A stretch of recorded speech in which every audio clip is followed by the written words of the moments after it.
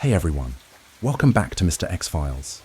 If you're new here, this is the place where we dive into the mysteries that keep you up at night. Whether you're here to relax, fall asleep, or spiral into an existential crisis at 3 in the morning, you're in the right place. Drop a comment, let me know where you're watching from and what time it is for you. And yeah, if you haven't already, hit that subscribe button. Alright, let's get into it. Tonight, we're going deeper than we ever have before. And when you hear this story, you'll understand why the people in power don't want you listening. The red numbers on the studio clock read 2:37 a.m., that strange, liminal hour of the night where time seemed to stretch, where the world felt just a little more hollow. The host of the Signal Line, an underground conspiracy radio show, leaned forward in his chair. The dim glow of the soundboard cast long, jagged shadows across the desk. The studio was small, barely more than a booth lined with aging, peeling soundproof foam. But to those listening out there in the dark, it was a beacon. A place where the ones who knew too much, or thought they did, could speak freely. The radio waves carried secrets. The callers, they were the keepers of those secrets. And the host, he was just the man crazy enough to listen. For the past few months, he'd been chasing something big. Bigger than JFK, bigger than MK Ultra, bigger than the moon landing. It started with the storms. At first, nothing too alarming, just odd cases, here and there. Weather patterns that made no sense. A storm system that should have dissipated, but somehow gained strength instead. Another that appeared from nowhere, with no clear atmospheric trigger. Meteorologists fumbled for explanations, throwing around phrases like anomalous wind patterns and unexpected pressure shifts. But the host knew better. Weather was predictable. It followed rules. When it stopped following rules, someone was rewriting them. Then came the rain clouds formed over deserts. Places that hadn't seen a drop of rain in years woke up to downpours so intense they carved new rivers into the earth. In Arizona, a sudden storm flooded entire highways in hours, leaving cars abandoned like shipwrecks in the mud. In the Middle East, an area known for its relentless dry heat was suddenly hammered by a torrential storm that came out of nowhere. It wasn't just rain, it was an event. Satellite imagery showed clear skies the day before. No storm cells forming, no moisture buildup. Then, in under 2 hours, a fully formed thunderstorm. The rain was too heavy. The winds were too powerful, like a switch had been flipped. And then there was the lightning. It wasn't normal. The electrical charges in these storms were different, violent. Bolts struck too frequently, too precisely, as if they weren't the result of random chance, but something controlled. Pilots reported seeing strange flashes in clear skies long before the first raindrop fell. Some swore their navigation instruments glitched out entirely near these storms. Compasses spinning wildly, GPS signals vanishing for minutes at a time. And then, just as quickly as they appeared, the storms were gone. The storm that took a 90-degree turn a hurricane in the Gulf of Mexico was supposed to follow the predicted path. Every simulation, every forecast showed it moving exactly as it should. Then, without warning, it turned. Not a gradual curve, not a natural shift in pressure. Sharp 90-degree turn. Meteorologists scrambled for explanations. The numbers didn't add up. Nothing in atmospheric science could explain it. People dismissed it as a freak event. Then it happened again. Another hurricane. Another impossible turn. This time, it shifted away from land at the last second, almost as if something grabbed it and redirected it. And then came the drought regions that should have been seeing rainfall suddenly dried up. Farmers watched their crops die overnight.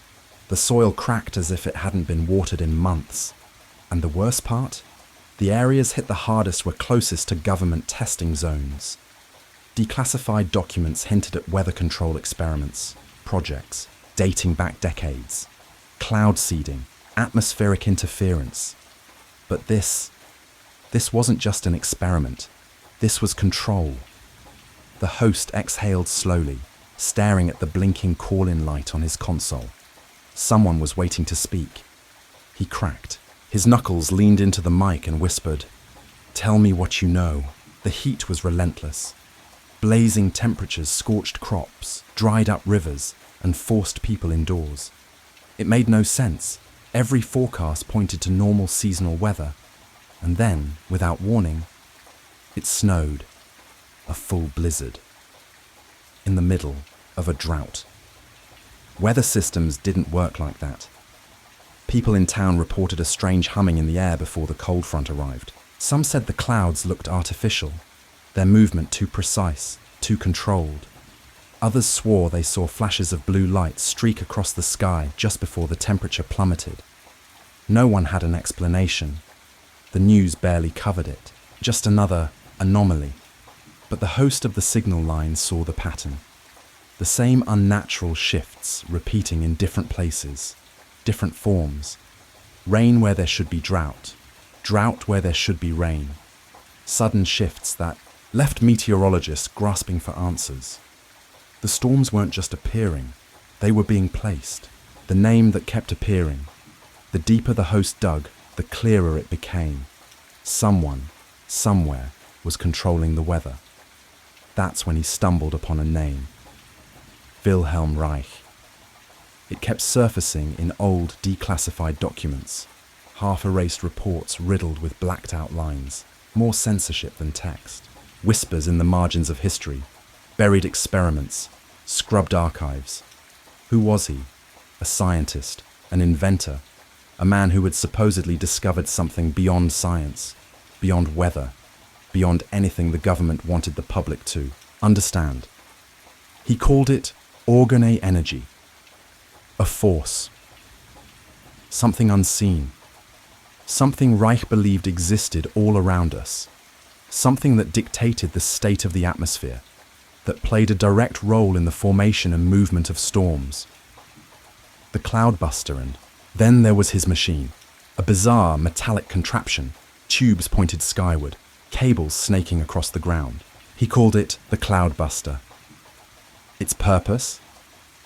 To pull and manipulate this hidden energy, to disrupt clouds, to create storms, to break droughts.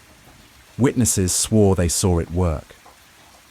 Reich would point the cloudbuster at the sky, and the clouds would shift. Unnaturally, storms would dissolve or form, as if responding to an unseen force. There were photographs, grainy, eerie black and white images of Reich standing beside his machine, a storm swirling above him. It wasn't theory. He was changing the weather. And then, he was silence. It didn't take long. A government raid. His lab dismantled. His research confiscated. Everything he had built, erased in a single night. And Reich? He was thrown in prison. The charges were vague. Violations of FDA regulations. Accusations that his work was fraudulent. But anyone who had followed his research knew the truth. They didn't shut him down because he was a fraud. They shut him down because he was right, because he had built something that worked. And that was the problem. A year later, he was dead. Mysterious circumstances. A man erased from history, his discoveries buried with him. But what if his work didn't die? That's what haunted the host. What if Reich's research didn't disappear? What if someone else picked it up? He spent weeks piecing together scattered reports, digging through old newspaper clippings, scanning archived interviews with former scientists who had known Reich. Most of them were long dead, but a few, they hadn't died. They had vanished. One name stood out, a meteorologist from the 1970s, a man who had worked on classified weather research. Before he disappeared, he gave a single interview. In it, he said just 3 things. The government knows more about storms than they admit. Not all weather is natural. Some storms are made. The next day, he was gone. The call for weeks, the host had been chasing shadows, following threads that seemed just out of reach, trying to connect the dots. And then, one night, the phone rang. Most of his listeners were the usual crowd: night owls, skeptics, insomniacs searching for the truth in the static. But this call was different. The line crackled. A voice, rough and aged, whispered through the receiver. "You're looking in the right places, but you don't know the half of it." The host felt his pulse quicken. "Who is this?" A pause. Then, slow and deliberate. "I used to work on this project."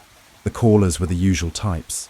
Lonely voices drifting through the night, whispering fragmented theories, half-truths, echoes of things they thought they understood. Some were harmless cranks, others true believers, the kind who would chase a mystery straight into the abyss. But tonight felt different. The static on the radio feed crackled in an uneasy rhythm, filling the small studio with an almost oppressive presence. Then, a voice. Not just any voice. Deep, mechanical. Something off about it. Like it wasn't coming from a normal phone line. Like it was passing through layers of distortion, filtered, modified, as if someone, or something, wanted to obscure its origin. "You're looking in the wrong place." The host's fingers froze over his notepad. His pulse gave a single hard thud. It wasn't a question. It wasn't a theory. It was a statement. He sat up, tightening his grip on the microphone. "And who exactly am I speaking to?" Silence.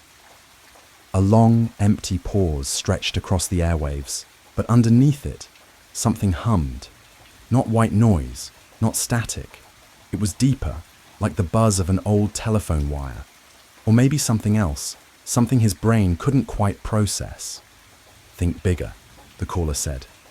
Their voice was devoid of emotion, no hesitation, no uncertainty, like they were reading from something already written, or like they had known this truth for a long, long time. The host swallowed hard. "Bigger than what?" "Reich was a scientist," the voice continued. "But his project, his research, didn't stop when he died." A cold prickle ran down the host's spine. The way the caller said it, it didn't stop, as if something had picked up where Reich left off. His mind scrambled to keep up. "Where?" he asked, his throat suddenly dry. Silence. Then, finally, "You're looking for the old facilities." A pause. "That's a mistake." The host clenched his pen so tightly his knuckles turned white. He had spent months chasing this. Digging, through classified records, following whispers in forgotten archives, trying to piece together what the government had taken. He had always assumed Reich's lab was hidden away, abandoned, lost to time. But now, this caller, whoever they were, was telling him he had been wrong. Then where should I be looking? Nothing, just dead air. For a moment, he thought the caller had hung up. Then, in a tone so precise, it sent a shiver through him. "West." The single word landed like a weight in his chest. The caller continued, their voice still disturbingly flat. "High altitudes. Government clearance zones. Think about it. What do you think those unmapped facilities are really for?" A sharp click, and just like that, the line went dead. No number, no trace, just silence. The host sat there, the weight of the moment pressing down on him. His mind raced. West, high altitudes, government clearance zones. His breath was unsteady as he reached for his maps, his notes, his research. It had never occurred to him before. He had been searching for ruins, for abandoned structures, for the past. But what if the work had never stopped? What if someone had continued it? Not in the forgotten corridors of Reich's lab, not in dusty storage rooms, filled with old files, but somewhere active, somewhere classified, somewhere that didn't officially exist. His fingers hovered over the keyboard. Then a realization struck him. The anomalies, the storms, the strange energy spikes before unnatural lightning strikes. Every single unexplained weather event he had investigated, all of them traced back to the same types of locations: military zones, government research sites, high-altitude facilities. His breath caught. It wasn't Reich's work that had disappeared. It had been absorbed, repurposed, weaponized. The host barely slept that night. His mind spun in a tangled web of research, paranoia, and something deeper, something more primal. Fear. He sat hunched over his desk, surrounded by stacks of declassified reports, weather maps, satellite images. The glow of his screen flickered against the walls, making shadows stretch and shrink in eerie, restless movements. The air in the studio felt off, heavy, as if the walls themselves were pressing in. Outside, the world was too quiet. He traced storm patterns, mapped shifts in atmospheric pressure, cross-referenced them with military flight records, black budget funding allocations, programs that shouldn't have existed. And then he found it, a facility. Remote, buried deep in the Rocky Mountains. Restricted airspace so tight even satellites had limited imaging of it. No records of ownership. No public knowledge of its existence. The surrounding area, marked as a federal research site, but no official name, no listed purpose. But then he saw the towers, massive, cylindrical structures, cold, metallic, looming against the storm-filled sky. They looked eerily like the sketches of Wilhelm Reich's Cloudbuster, only amplified beyond anything he could have imagined. The host's breath hitched. It wasn't a theory anymore. Someone was controlling the weather, and he had to see it for himself. The roads winding into the mountains were desolate. As he drove, the air felt wrong, thick, charged, like something unseen was pressing against his skin. The trees stood eerily still, untouched by any breeze, their silence unnatural. Then, the storm began. Not gradually, not like storms normally did. It was instant. One moment, the sky was darkening in twilight. The next, it boiled, thick clouds swirling as if something was stirring them into motion. The first raindrop struck his windshield like a bullet, then another, then 1,000. The deeper he drove into the mountains, the worse it became. The road, blurred under the relentless downpour. The wind screamed against the car. Every instinct told him to turn back. But it wasn't just the storm. It was a feeling, a sinking certainty in his gut. They knew he was coming. Then, through the chaos, he saw it. A structure, massive. A monolith of metal and machinery stretching into the raging sky. Towers of metallic tubes angled toward the heavens, pulsing with an invisible force that made his skin prickle. The ground seemed to vibrate beneath him, not from the thunder, but from something else. His breath caught. It was exactly what Reich had built in the 1950s. But this wasn't an experiment.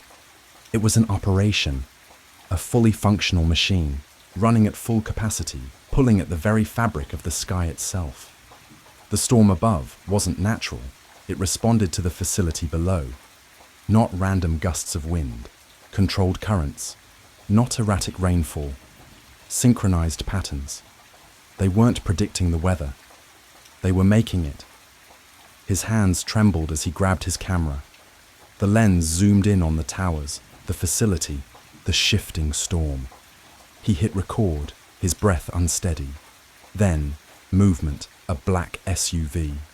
Its headlights sliced through the rain, tires tearing up the dirt road, coming straight for him. They had seen him. His heart slammed against his ribs. He didn't think. He ran, stumbling over loose gravel, arms pumping, lungs burning, running.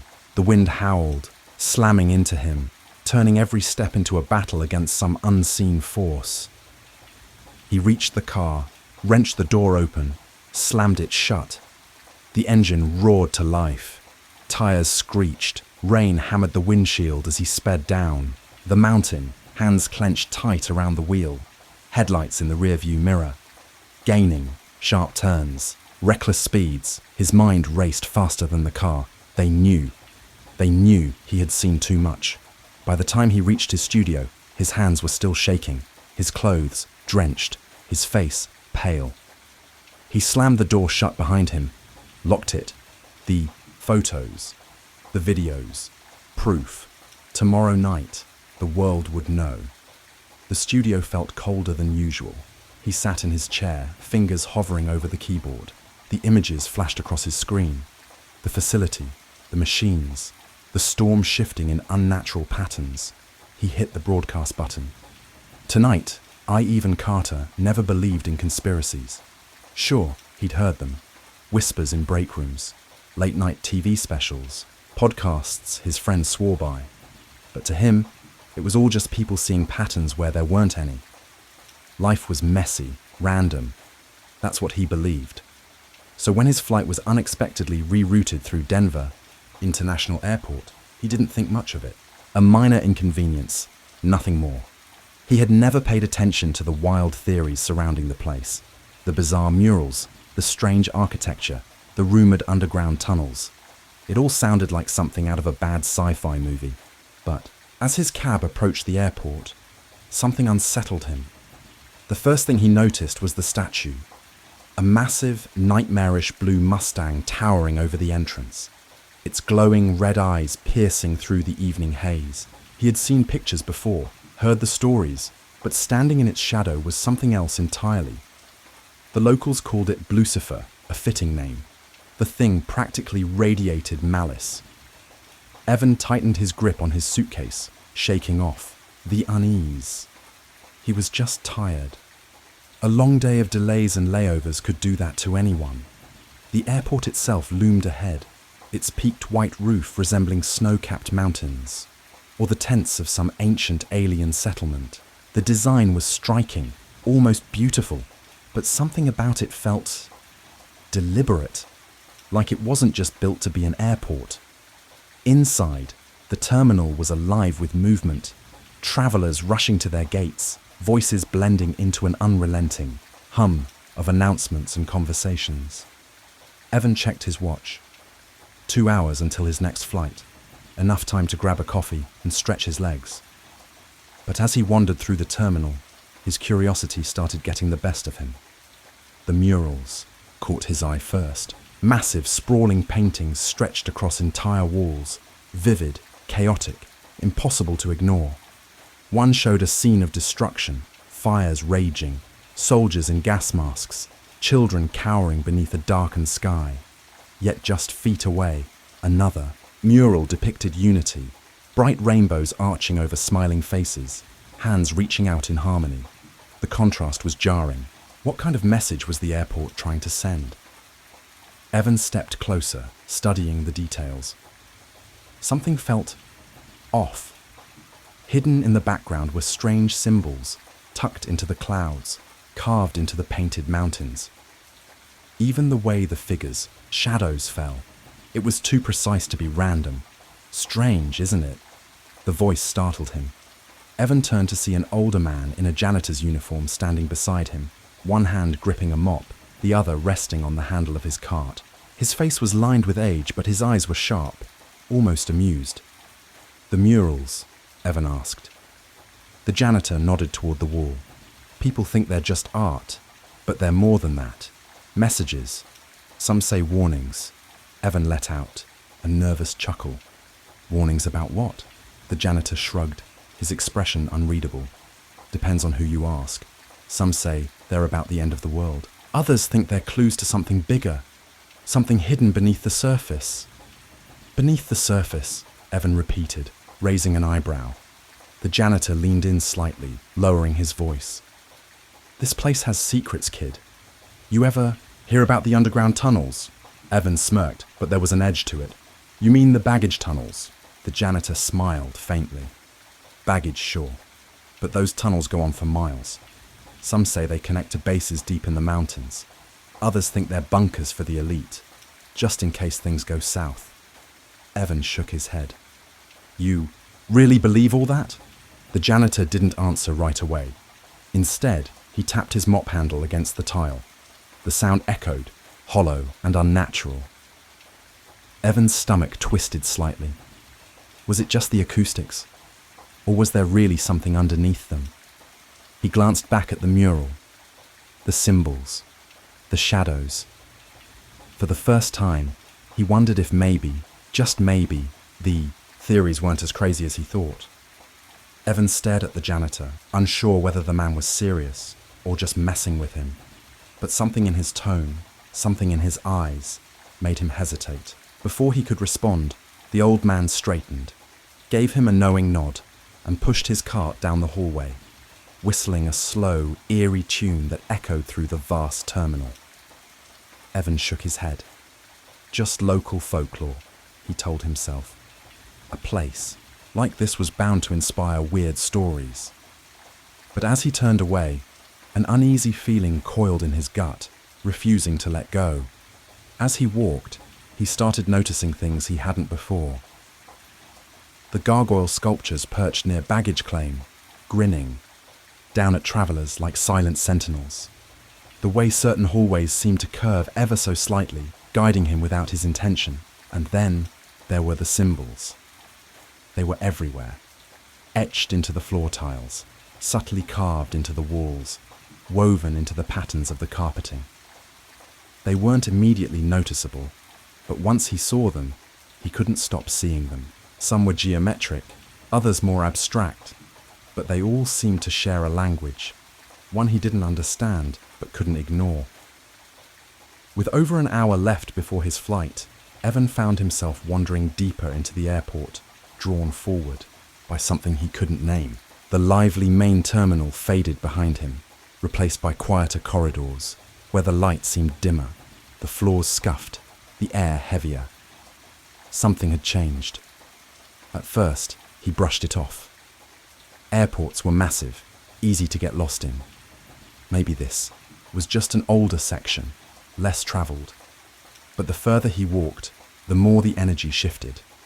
It wasn't just quiet, it was empty, completely, unnaturally empty. No distant voices, no rolling suitcases, no footsteps. He wasn't sure when exactly it hit him, but at some point he realised this part of the airport felt abandoned. That's when he saw it. At the end of a dimly lit corridor, tucked between two maintenance doors, was another door, unmarked, slightly ajar. The fluorescent light above it buzzed faintly, casting a weak, flickering glow. The door didn't belong, not here, not like this. Out in the open yet somehow hidden, as if waiting for someone to notice it. Evan stopped a few feet away, his pulse quickening. His logical mind screamed at him to turn back. This wasn't his business. It was probably a storage closet or a restricted access area. But something about it gnawed at him, a whisper of a challenge. He glanced around. No security cameras, no staff, no signs warning him to keep out. The hallway was too still, too devoid of life. Evan stepped forward. His sneakers squeaked against the tile as he pushed the door open, wincing as the hinges groaned. Beyond it, a narrow stairwell spiraled downward. The air changed immediately, colder, damp, carrying a faint metallic tang that clung to the back of his throat. The fluorescent light above flickered erratically, casting jagged shadows along the walls. Somewhere in the distance, a low hum vibrated through the concrete. Machinery, running, deep beneath the airport. His breath came shallow. Every step he took down that stairwell felt heavier than the last. The sound wasn't just noise anymore. It was a pulse, a rhythm thrumming in Evan's chest like a second heartbeat. Hypnotic in a way, pulling him forward, even as every rational part of him screamed to turn back. At the bottom of the stairs, he stepped into a long, sterile corridor. The walls were stark, made of cold concrete and reinforced steel. The air was even cooler down here, and the hum he'd heard earlier was louder now, a steady, almost alive thrum that sent a faint vibration through the floor. Evan glanced over, his shoulder, a deep unease prickling at his spine. The stairwell behind him was empty, the door at the top, nothing but a distant memory now. So why was he still moving forward? The hallway stretched on, impossibly long, each identical section, blending into the next. The dim overhead lighting flickered erratically, creating disorienting flashes of brightness before plunging everything back into a sickly, humming gloom. His footsteps echoed unnaturally, the sound bouncing and amplifying like something unseen was walking just behind him. The walls were lined with doors, each one bare, no labels, no signs, just smooth metal that reflected the flickering lights in broken, jagged patterns. He told himself it was just some restricted maintenance area, nothing sinister, nothing worth worrying about. But every door he passed gnawed at him. What was behind them? What were they hiding? Then he saw it. One door, different from the rest. It was heavier, the metal darker, and covered in intricate markings, symbols etched so deeply they looked like scars. Strange, geometric, disturbingly familiar.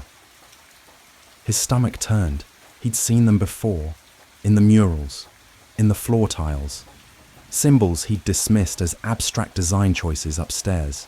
But now they felt like something else entirely. Something deliberate, something wrong. His fingers hovered over the handle, his breath shallow. Then he heard it. Voices, muffled but distinct, on the other side of the door. They weren't casual. They spoke in low, deliberate tones, the cadence controlled, too precise, too measured. A weight settled in his chest, pressing against his ribs. Every instinct screamed at him to walk away, to turn around, to pretend he'd never seen this place. But it was too late for that, wasn't it? The pull was too strong. Swallowing hard, Evan wrapped his fingers around the handle. He turned it. It was smooth. Too smooth. The door opened with a quiet hiss, releasing a breath of cold, processed air. A sterile light flooded the dim corridor, spilling over him like an uninvited touch. He stepped inside and froze.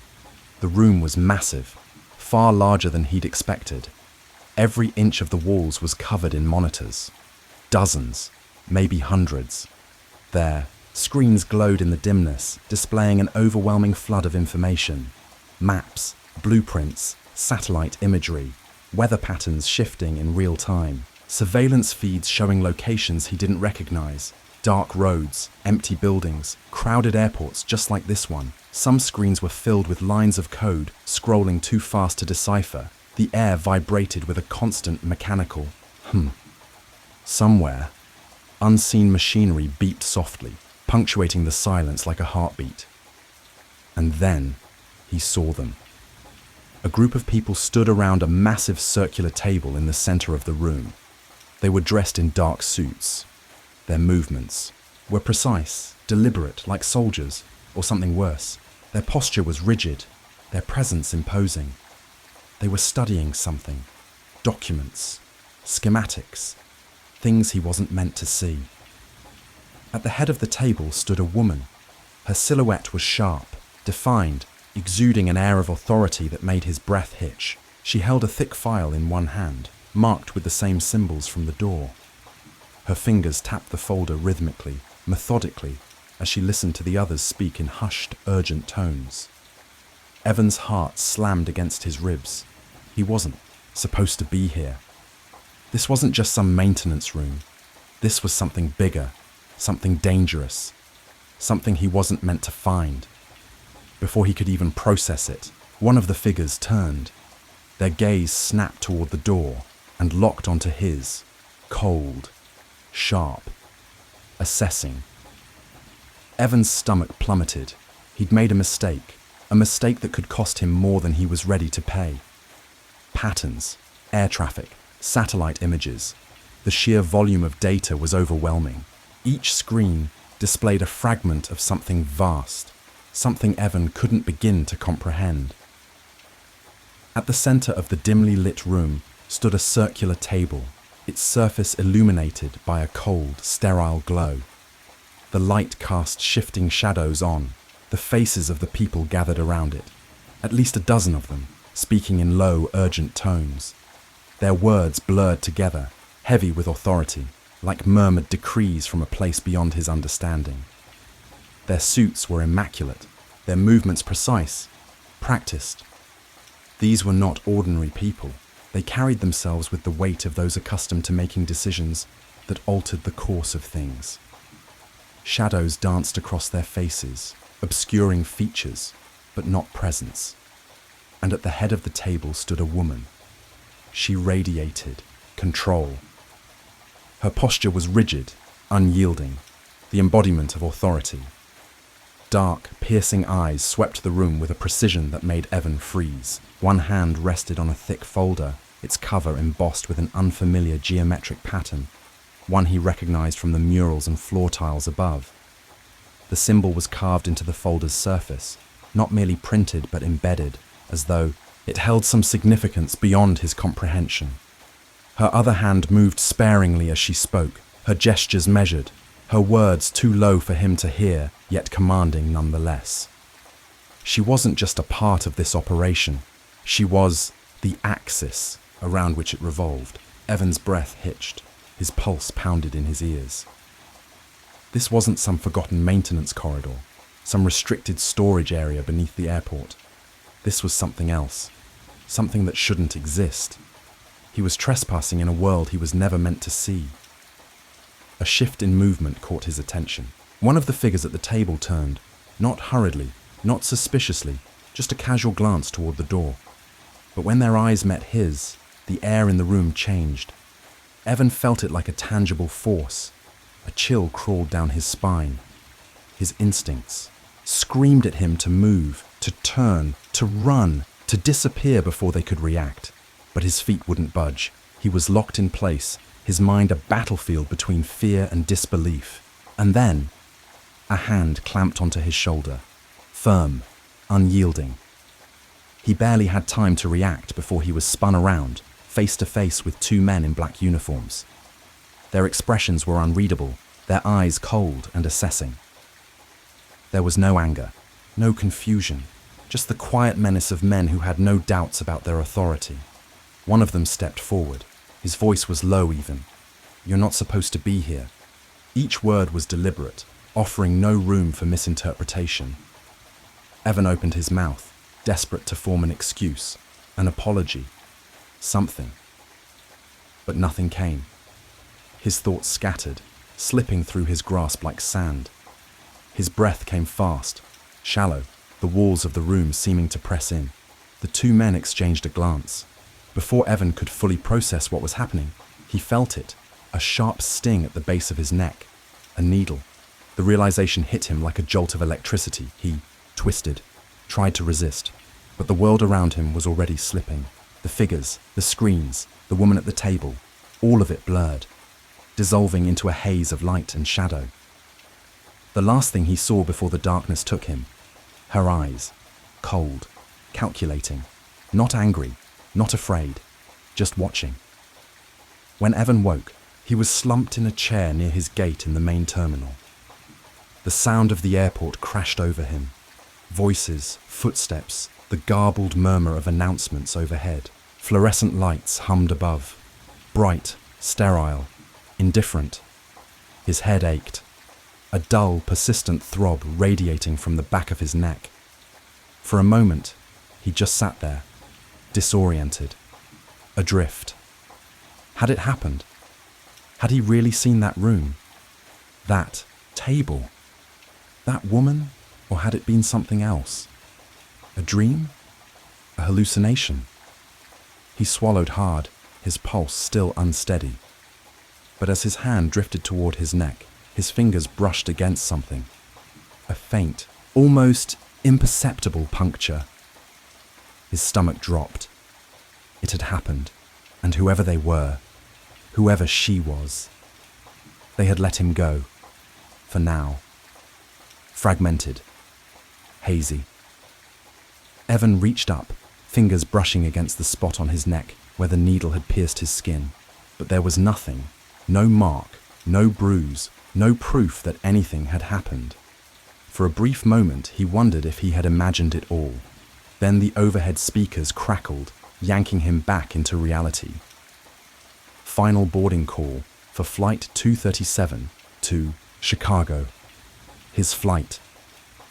His body moved on instinct. He pushed himself to his feet, legs unsteady, and reached for his bag. But the moment he lifted it, something felt wrong. Lighter.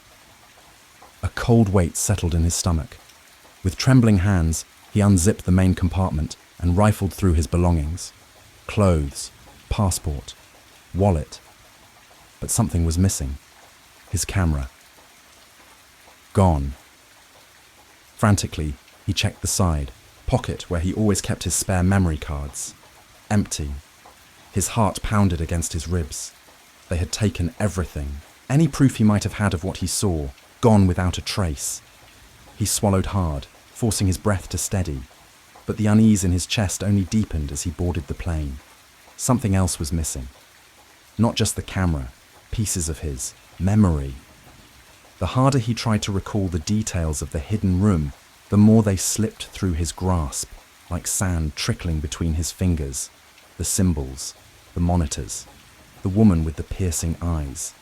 They hovered at the edge of his mind, just out of reach, fragments of a dream he couldn't quite wake from. Evan left Denver that night, but the airport never left him.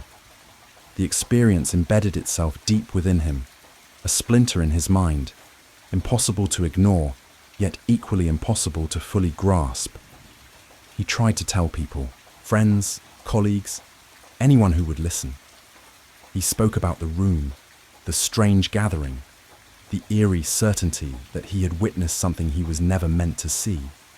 But every time the words left his mouth, they felt absurd, and the responses were always the same: raised eyebrows, skeptical smirks, polite nods that masked quiet disbelief. The worst part wasn't their doubt. It was the way they looked at him afterward, like he was unraveling, like he was the kind of person who saw patterns in static, meaning in coincidence. So eventually, he stopped talking about it. He buried the memories, convinced himself it was easier that way. But the past has a way of lingering. Years later, a stray news article about Denver International Airport would send his heart into his throat. A casual conversation about its eerie murals would tighten the knot in his chest. A fleeting glimpse of its white, tent-like roof in a passing photograph would set his nerves on edge. The symbols, the murals, the room beneath the surface. They haunted him, lurking in the periphery of his thoughts like a puzzle he could never solve. Evan avoided flying through Denver whenever possible, but it never felt far enough. Because no matter how much distance he put between himself and that night, the same question gnawed at the edges of his mind. What had he seen beneath the airport? And how far would someone go to ensure he never found out? The man had no name. At least, not anymore. The one he once carried had been stripped away, buried beneath layers of false identities, fractured memories, and whispers of things he was never meant to know. He had been running for so long that even the idea of safety felt foreign, an illusion torn from him, piece by piece. Now, in a dimly lit motel room, he sat hunched over a torn notebook, scrawling down fragments of the past before they could slip away. His hands trembled, not from fear, but from something worse. The aftershocks of the experiments, the things they had done to him, the things still inside him. He had been young when it started, reckless enough to believe he was untouchable. The government had taken him. He was sure of that much. But whether it had been through coercion, deception, or outright force, he couldn't remember. His past had been shredded, rewritten, twisted into something he could barely recognize. But there were things he did remember. The cold rooms, the sterile walls, the doctors who never blinked, speaking in monotones as they injected things into his veins, strapped devices to his skull, and the chair. He remembered the first time they put him in it, the way the cold metal pressed against his arms as they strapped him down. The restraints weren't just for control, they were psychological, designed to make him feel powerless, to remind him he was nothing but a subject. Wires had been attached to his temples, his chest, even his fingers. The air had smelled of antiseptic and something metallic, something he could taste at the back of his throat. The first dose had slowed everything down, like drifting underwater. Voices stretched unnaturally, vision blurred, lights flickered in, sync with his heartbeat. And then, the whispers began, monotone, repetitive, drilling into his subconscious. Some were familiar, words he thought he once believed in, others were foreign, ideas planted into his mind like seeds forced into barren soil. The room had always been the same, cold, sterile, suffocating. The walls were a dull, dead grey, absorbing light instead of reflecting it. He sat in the chair, wrists and ankles bound by thick leather straps, his head held in place by a metal brace. The electrodes hummed faintly, a constant vibration that made his teeth ache. He had stopped struggling weeks ago, or had it been months? Time had lost all meaning. The lights came first, blinding, erratic, strobing in patterns that seemed to bypass his eyes and drill straight into his brain. Each flash synced with the pounding of blood in his ears. At first, he had tried to close his eyes, to turn away, but the brace held him firm. The lights were relentless, colours that didn't exist in nature, vivid greens, deep purples, a sickly yellow that made his stomach churn. The pain wasn't physical, not in the way a wound hurts. It was deeper, more insidious. It felt like his thoughts were being scraped away, layer by layer, until nothing was left but raw, exposed nerves. And then, the voices. They came from everywhere and nowhere, a chorus of whispers filling the room, filling his mind. Some were soft, almost soothing, a mother comforting a child. Others were guttural, warped, the kind of voices that made his skin crawl. They spoke in fragments, disjointed phrases looping endlessly. You're weak. You belong to us. Nothing you remember is real. At first, he had fought back, repeated his own thoughts like a mantra. My name is... But before he could finish the sentence, the lights pulsed, the whispers surged, and then, for the first time, he felt something crack inside his mind. The voices would drown him out. His own words were swallowed by the noise, buried beneath overlapping whispers that merged into a single, incomprehensible mass. He fought to focus, to hold on to something real, his childhood, his family, a place, a time, anything that felt true. But the lights would shift, the patterns would twist, the memories would slip through his fingers like sand. And then came the dreams, though he wasn't sure they were dreams at all. They felt too vivid, too real. He would wake up in different places, each more surreal than the last. A forest where the trees loomed impossibly high, their branches twisted into grotesque shapes like skeletal fingers reaching for him. A city, but not any city he had ever seen. Buildings stretching into infinity, their surfaces shifting like liquid metal, reflecting colours that didn't belong in this world. The sky was a deep, unnatural red, the air thick with the acrid scent of burning metal. In these places, he had no memory of how he got there. His body ached, his muscles stiff and sore, as if he had been running for hours. His hands were numb, tingling, as if he had been gripping something too tightly for too long. Sometimes there were bruises, dark, mottled patches across his arms and legs with no explanation. Other times, he would find precise, thin marks on his skin, as if a scalpel had carved into him while he slept. The voices followed him. They never left. Even in the dreams, if that's what they were, they whispered.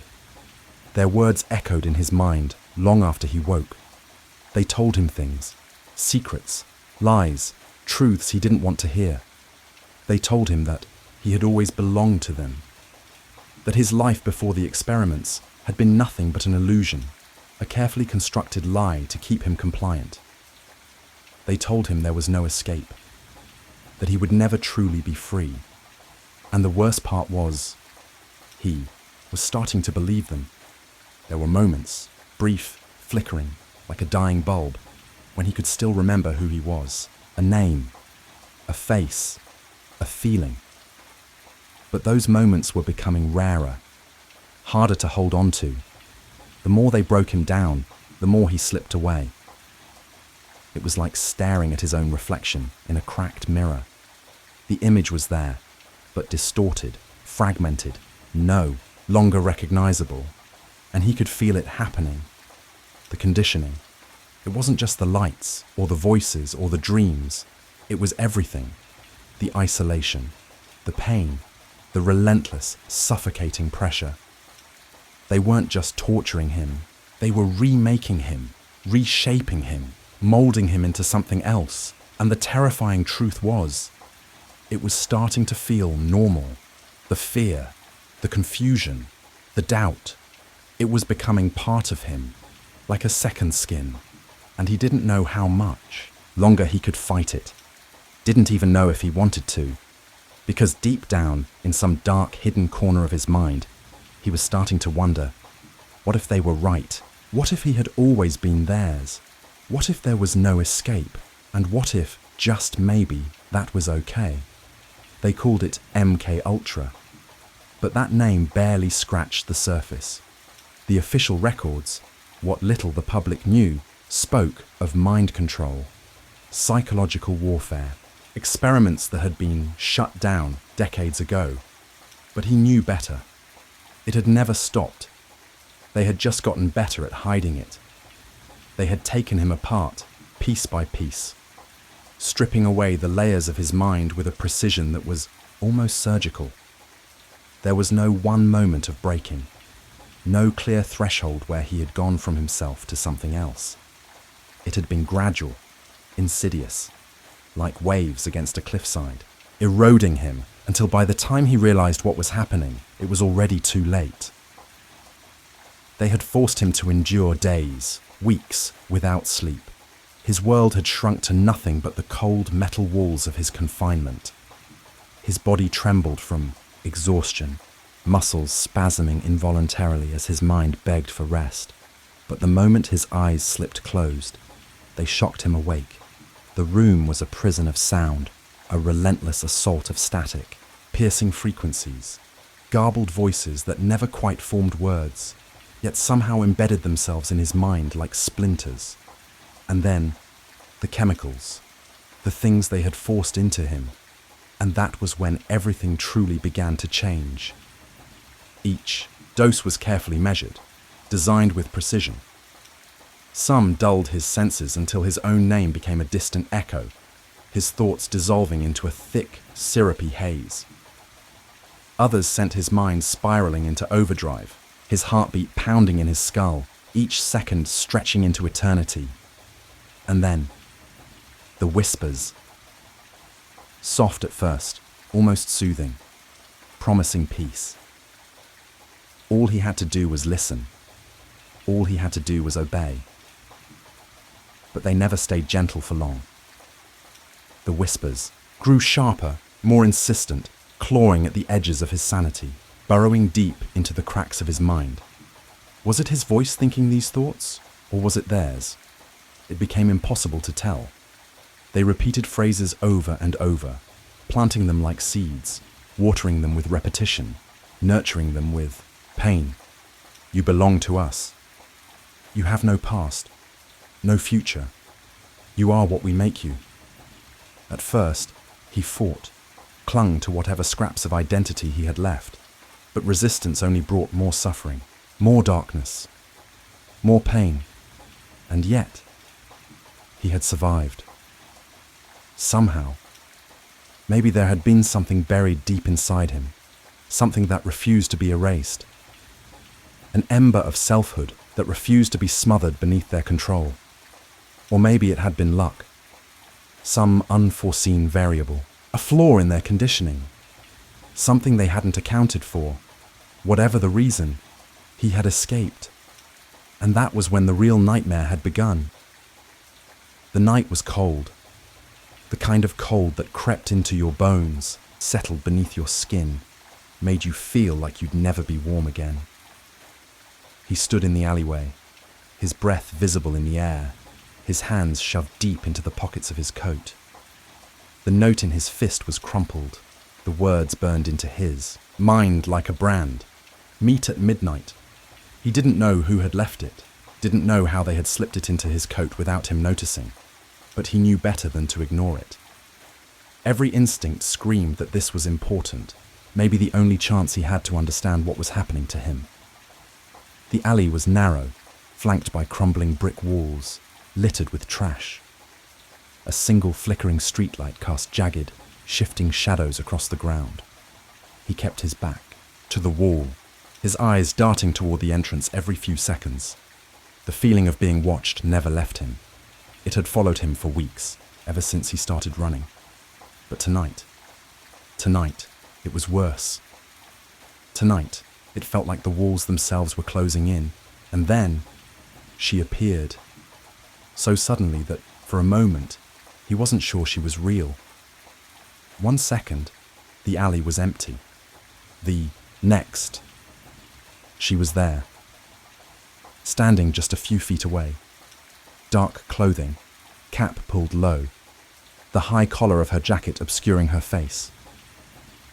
When she spoke, her voice was low, barely above a whisper, but it carried an intensity that made his skin crawl. "You were never meant to get out," she said. His breath hitched, his pulse roared in his ears. "Then why am I still running?" She didn't hesitate. "Because they let you believe you did." His stomach dropped. "What?" Her expression didn't change. "They're still testing you." Her tone was so matter-of-fact it sent a chill down his spine, as if she were discussing the weather. "They want to see what you'll do, who you'll tell, how you'll react. Every choice you make is part of the experiment." The fall, words hit him like a punch to the gut. He had suspected, of course he had, the gaps in his memory, the bruises, the voices in his own head. It all pointed to something more sinister than he wanted to admit. But hearing it out loud, hearing it from someone else, made it real. "How do you know all this?" he asked, his voice unsteady. She hesitated, glanced over her shoulder, checking, watching. When she turned back to him, her eyes were hard, unyielding. "Because I was one of them." His body went rigid. "I worked for the program. I know how they operate." A surge of anger crashed through him, hot and sudden. "You were part of this?" His fists clenched. "You helped them do this to me." Her eyes flashed. "I didn't have a choice." Her voice was sharp now, rising for the first time. "None of us did. They don't give you a choice. They take you, they break you, and then they remake you into whatever they need. If you resist, they make you regret it." Her words hit him like a punch to the gut. He knew that truth all too well. He had lived it. They had broken him, reshaped him into something unrecognizable, but knowing that didn't excuse what she had done. His voice was sharp, edged with suspicion. "So, why are you helping me now?" She hesitated for a moment, then sighed. "Because I got out." Her voice softened. "Or at least, I thought. I did. But once you're in, you're never really out. They're always watching, always waiting. And if they think you're a threat, they'll come for you, just like they're coming for you now." A cold knot of fear twisted in his stomach. "What do you mean?" "You've been trying to expose them," she said, her tone urgent.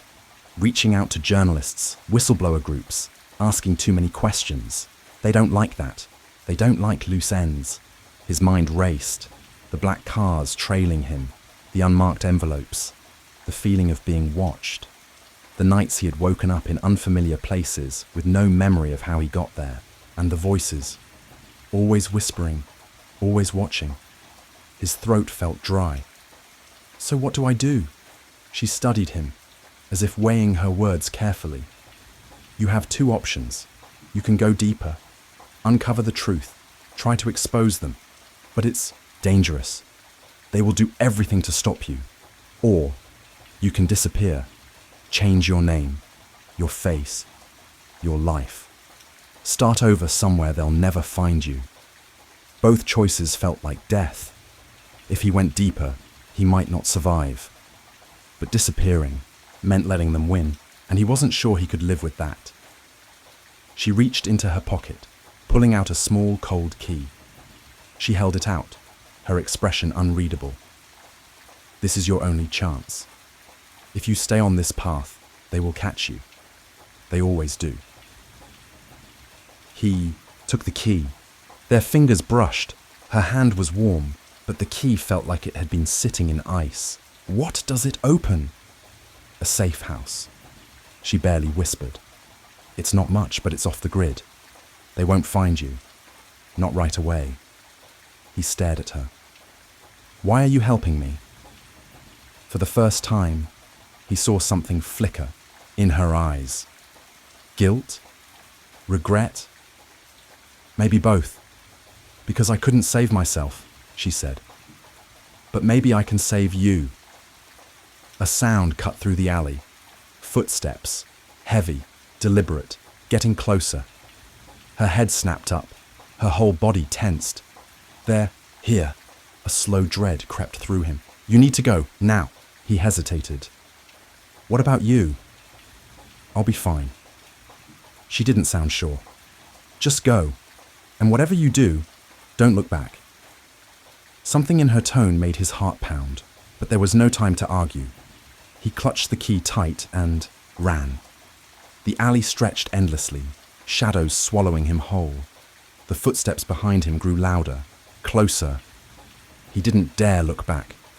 Then, light. He burst onto the street, his breath ragged. The city was eerily quiet, the streets empty. His mind reeled. Where the hell was he? He didn't know, but he knew he couldn't stay. The key felt impossibly heavy in his pocket. A choice. Go deeper or disappear. Neither felt right. But he couldn't keep running forever. His thoughts circled back to the woman. Who was she really? Had she told him the truth? Or was this another layer of the experiment? The yee voices started again, a murmur at first, then louder, urgent, hissing at the edges of his mind. His temple throbbed, a sudden stab of pain, sharp, like a needle driving into his skull. He stumbled, catching himself against a lamppost. Not now. His fingers dug into his scalp. His breath came fast. Not now, but the pain was only getting worse. The pain didn't fade.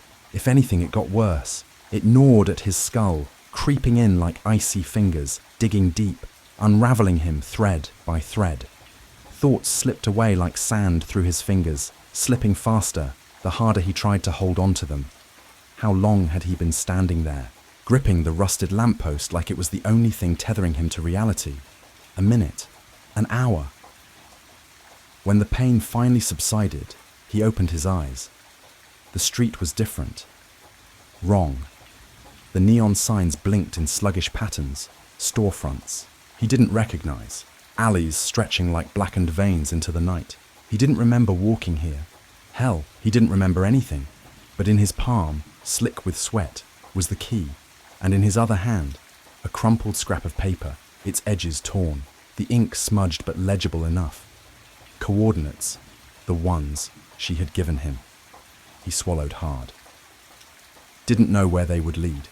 Didn't know if they were a trap. But he knew one thing. He had to find out. The pavement beneath his feet felt more solid now, his steps firmer. He walked, knuckles white, around the key. The voices in his head, the ones whispering static and half-formed warnings, grew quieter. Not gone, just lurking deeper. A retreat, maybe. A trick, more likely. Was this a good sign, or the calm before something worse? Liam Mercer wasn't the kind of man who liked unanswered questions. He lived in the comfort of logic, of control. In a world teeming with half-truths and hysteria, he was the constant, the unshakable, the one who found patterns in the chaos. He wasn't special, not in the way people wanted to be. He didn't believe in fate or destiny. He believed in numbers, in code, in facts that could be measured and verified. That was what made him good at his job. What made people trust him? Every morning was the same. AM, no snooze button. Black coffee, no sugar, newsfeed, no distractions. His apartment was as meticulously structured as his mind. Grey walls, neat shelves, an arrangement of furniture designed for efficiency. Everything had its place. Nothing existed without purpose. At work, he was the same. Reliable, predictable, a machine in human skin. The guy who didn't waste time with theories when there were solutions to be found. He debugged problems, computers, life, it didn't matter. With the same steady clinical detachment. He liked that. Liked the order of it all. But now nothing made sense. Because Liam Mercer didn't black out and find himself somewhere else. Liam Mercer didn't lose time. Didn't wake up gripping a key to something unknown with the numbers of a destination he couldn't remember asking for. And yet, here he was. Maybe he was fooling himself. Maybe this was still part of the experiment. Maybe he was just a pawn, in a game he hadn't agreed to play. But there was only one way to know. So he kept walking, the key pressed deep into his palm, the numbers burning behind his eyes. He didn't know what was waiting at the safe house. Didn't even know if it was safe. But he knew one thing. He was done running. Liam's social circle was small, but reliable. A handful of old friends who preferred board games over bar hopping. Debates about movie plot holes over meaningless small talk. To an outsider, his life might have seemed dull, just a series of predictable routines. But to Liam, that was exactly how it should be. He didn't crave adventure, didn't need the thrill of the unknown. His world was orderly, his days predictable, and he liked it that way, which is why what happened next was so profoundly unsettling. Liam Mercer was a man who believed in logic, in things that could be explained, quantified, categorized.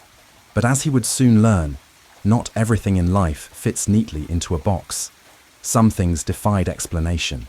Some questions were bigger than he ever imagined. His palms felt clammy against the keyboard. He kept his fingers moving, maintaining the illusion of normalcy. The fluorescent lights buzzed overhead, drowning the server room in a dull, sterile glow. To his left, the technician watched him, too closely. Liam's pulse hammered in his ears. He forced himself to ignore it, clicking through the routine diagnostic checks, acting like everything was fine. But his mind was racing. He couldn't unsee it. The logs, the diagrams, the video.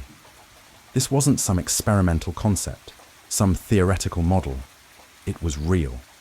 The level of detail, the complexity of the data, it was beyond anything he'd ever encountered. And now, he was stuck in a room with a man who might already suspect he'd seen too much. The technician's posture was stiff, arms crossed, fingers tapping a slow, deliberate rhythm against his sleeve. A subconscious habit, or a silent message. Liam kept his breathing steady, kept his movements controlled. "I'll need a few more minutes," he said, his voice neutral. The encryption's layered in a way I didn't expect. The technician didn't reply right away, just watched him. Then, after a long beat, he gave a slight nod. Liam turned back to the screen, but his mind was working in overdrive. What the hell was he supposed to do? If he left the files alone, if he walked away now, maybe no one would suspect anything. But if the information was as significant as it seemed, could he really pretend he hadn't seen it? Could he live with that? More than answers, Liam wanted to be sure. Whatever this was, it wouldn't endanger anyone. "I'll test the backup. Now," he said casually. His fingers moved to a generic set of system files, performing a routine integrity check. Outwardly, it looked like he was wrapping things up. Inwardly, he was forming a plan. He couldn't risk extracting anything here, not with the technician breathing down his neck. But if he could memorize key terms, patterns, file names, maybe he could piece it together later. He glanced sideways. The technician's attention had drifted to his phone, a small window of opportunity, but Liam wouldn't waste it. His fingers moved fast, opening the diagnostic console, embedding a simple keylogger in the system. A back door. It would give him remote access to the server once he was off-site. A risk, a huge one. But the curiosity burning inside him outweighed the danger. "There," Liam said, keeping his voice steady. "The server's stable now. Shouldn't be any more issues." The technician stepped forward, eyes flicking across the monitor. "Good." A pause. "You'll need to file a report before you leave. Standard procedure." Liam forced a nod, shutting the terminal. Standard procedure. Right. But nothing about this was standard anymore. Protocol, of course, Liam said, already standing, already gathering his tools. He kept his face neutral, his movements controlled, because every instinct in his body screamed at him to get out. The technician led him down the sterile, too quiet hallway to a small office. A clipboard was shoved into his hands. Standard procedure. A simple form. Describe the issue. Steps taken. Confirm. Functionality restored. Easy. Liam filled it out meticulously, his pen strokes even, steady. Not too slow, not too fast. Just a guy doing his job, nothing more. But his fingers clenched tighter around the pen, betraying the tension in his bones. His mind was screaming, "Get out! Now!" The technician took the clipboard, skimmed it, then gave a curt nod. "You're clear to go." He gestured toward the exit. Liam forced a polite smile. "Thanks. Let me know if anything else comes up." The walk through the building felt endless. Security checkpoints, flash ID, sign out. Move along. Routine. Except it didn't feel routine. Every step felt heavier than the last, the weight of what he'd seen pressing down on him. By the time he reached his car, his hands were trembling. He fumbled the keys, took a slow breath, and slid into the driver's seat. The drive home was a blur. His mind kept looping back to the files, the diagrams, the video, the man in the footage, there 1 second, gone the next. The words burned into his brain. Temporal displacement protocols. He gripped the wheel tighter. He had opened a door. One he was never supposed to see, let alone step through. And yet, beneath the fear, something else stirred. Excitement. If this was real, if this technology was real, it could rewrite history, science, reality itself. But as he pulled into his apartment complex, something cold settled in his gut. A black sedan sat parked a few houses down, tinted windows, too dark to see through. Liam stared at it. Could be nothing. Could be a neighbor's car, a visitor, just some random driver passing through. But as he climbed the stairs to his apartment, a prickling sensation crept up his spine.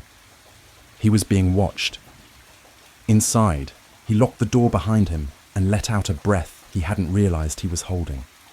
His mind kept replaying the same cycle. What if someone had noticed? What if the technician had seen through his act? What if the keylogger was detected? No, he had been careful, methodical. There was no reason for anyone to suspect him. That's what he told himself. The rest of the day passed in a haze. He went through the motions, checking final diagnostics, shutting down systems, packing his tools into his worn black case. Everything looked normal, but inside, his thoughts wouldn't stop. The diagrams, the logs, the video. It all played on an endless loop in his head, like a film reel he couldn't shut off. Temporal displacement, protocols. The phrase gnawed at him. Was it real? A simulation? A classified experiment? And if it was real, why was something so groundbreaking buried in a system so poorly maintained that he had been called in to fix it? None of it made sense. It was a puzzle where none of the pieces should fit, but somehow they did. Liam zipped his bag closed, forcing himself to focus. Time to go.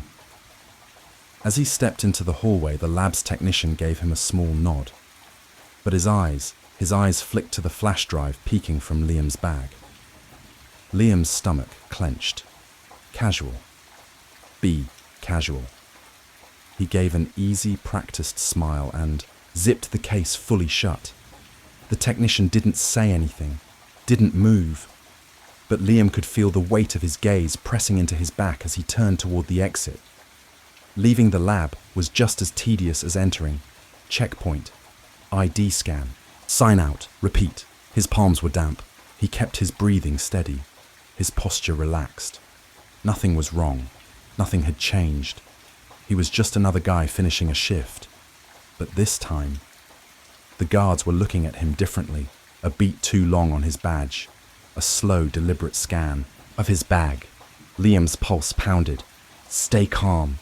There was no reason to suspect him. No way they could know, right? Liam exited the lab as if nothing had happened. His steps were measured, his expression neutral. Just another late afternoon at work. But inside, his mind was a storm. The cool air hit him as he stepped outside, the scent of distant rain, cutting through his thoughts. The sun was dipping below the horizon, stretching long shadows across the parking lot. His car sat alone in the farthest corner, away from the other vehicles. He had parked it there deliberately, a habit born from caution, from an instinct he barely understood. As he walked toward it, the flash drive in his bag felt heavier with every step. He could almost hear the weight of it pressing against his conscience. Had he made a mistake? Should he have left it behind, erased every trace of his involvement? The questions gnawed at him, but it was too late now. Sliding into the driver's seat, he started the engine. The low hum of the car blended with the static in his head. He replayed everything, every glance, every word spoken in the lab. The technician's offhand comment, the security guard's too casual nod. Did they know? Had they seen something? Or was this just paranoia taking root in his gut? His eyes flicked to the flash drive on the passenger seat. Its plastic casing caught, the last sliver of sunlight before dusk fully settled. It looked so harmless, so ordinary. But Liam knew better. The data inside was anything but ordinary. He could destroy it, erase his involvement, pretend none of this had ever happened. But curiosity, the need to know, had always been his weakness. By the time he reached his apartment complex, the city was cloaked in darkness. He pulled into his usual spot but hesitated before getting out. A black SUV sat near the entrance. Tinted windows, motionless. It could belong to anyone, yet something about it made his skin crawl. He forced himself to look away. Paranoia. That's all it was. Inside, he locked the door behind him, the weight of silence pressing down on his apartment. He tossed his bag aside and moved toward his desk, the flash drive clutched tight in his fingers. His laptop sat waiting, the screen black, waiting for him to make a choice. His pulse pounded as he inserted the drive. Files blinked open, revealing a labyrinth of calculations, logs, records of temporal excursions. Time travel. His breath caught in his throat. Some experiments involved sending objects back, coins, watches, observing their altered states upon return. But then, he found something worse. One entry stood out. Subject failed to return. Possible instability in temporal anchor. Liam's stomach twisted. A person, not just objects. Someone had gone back and never returned. Over the next week, he barely ate. Sleep became a luxury he couldn't afford. The implications of what he had uncovered clawed at his sanity. If time travel was real, what else had been manipulated? Historical anomalies, unexplained artifacts. Had the past been altered, rewritten by those in power? Then the paranoia set in. The black SUV was there again, 3 nights in a row, parked across the street, never moving. His phone started glitching, calls dropped, strange static on the line. Then, the worst of it. Coming home one evening, he saw it. His apartment door, slightly ajar. Inside, nothing was missing, nothing disturbed. But he felt it. Someone had been there. The breaking point came the next morning. A package. Plain brown. Paper. No return address. Inside was a single note typed in bold letters. Stop. Liam's hands trembled as he read the note again. Stop. He knew what it meant. He should let it go, wipe the files, pretend he had never seen them. But he couldn't. The truth was too big, too important to be buried. People deserved to know. His only option was Sarah.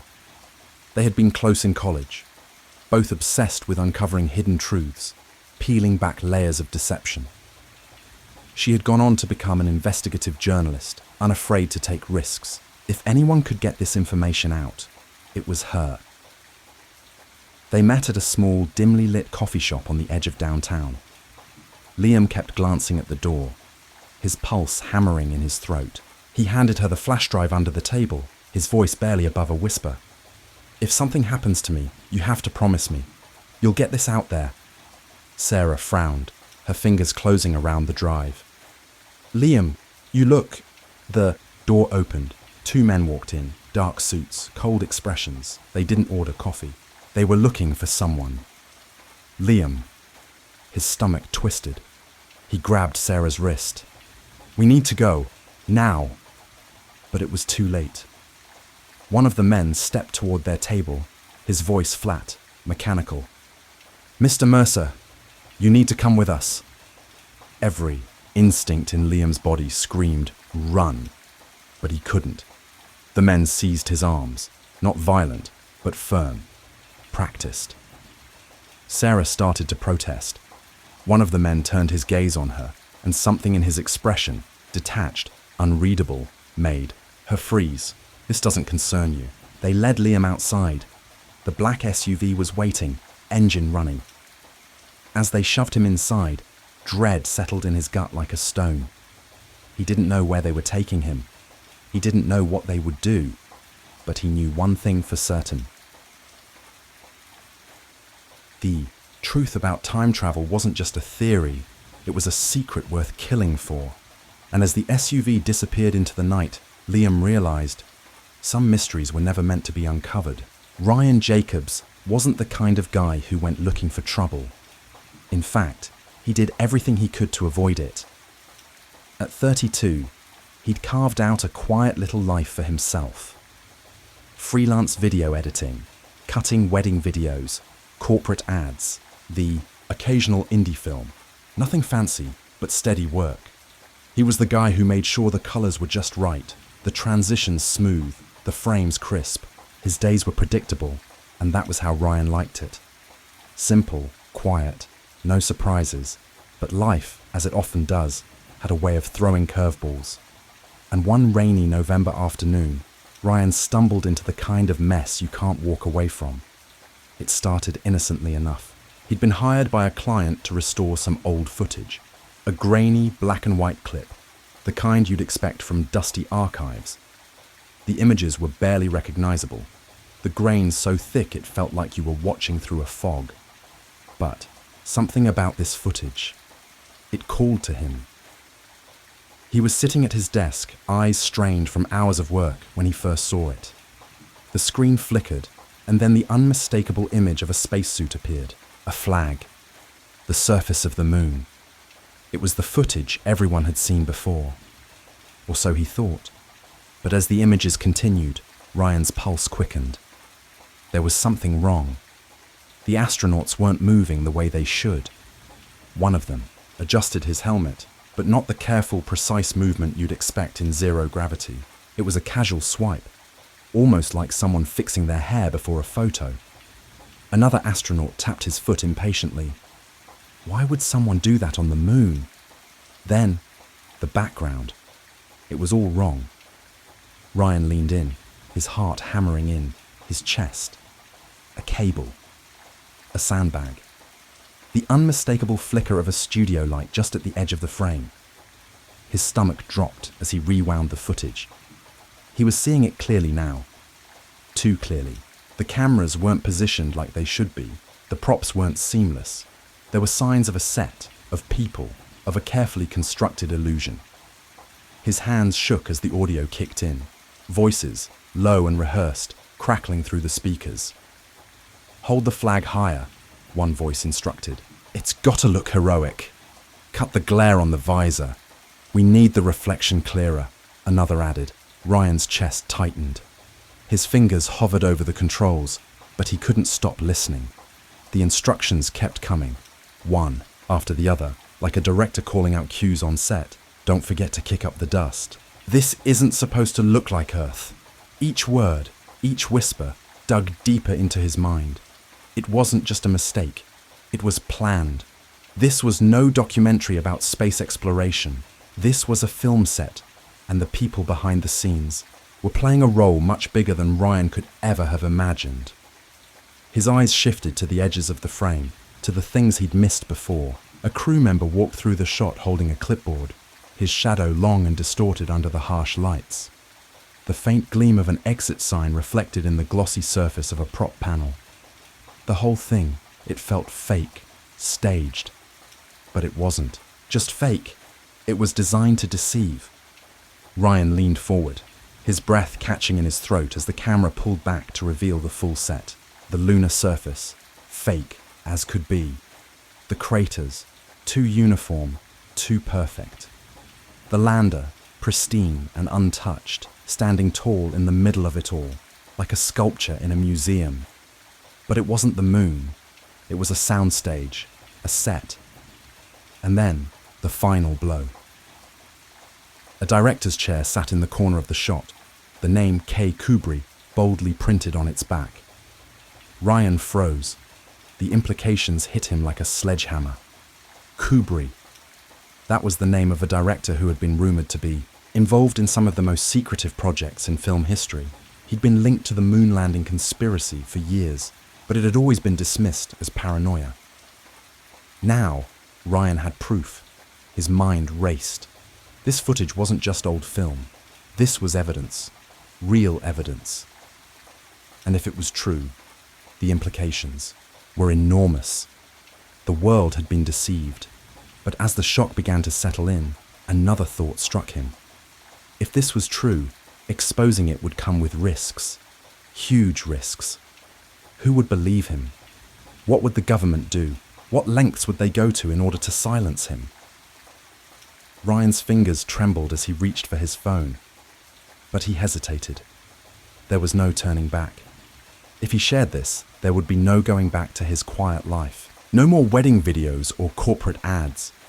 He'd be hunted, silenced, and maybe worse. But then again, how could he live with this knowledge and do nothing? The truth had found him, and now it was up to him to decide what to do with it.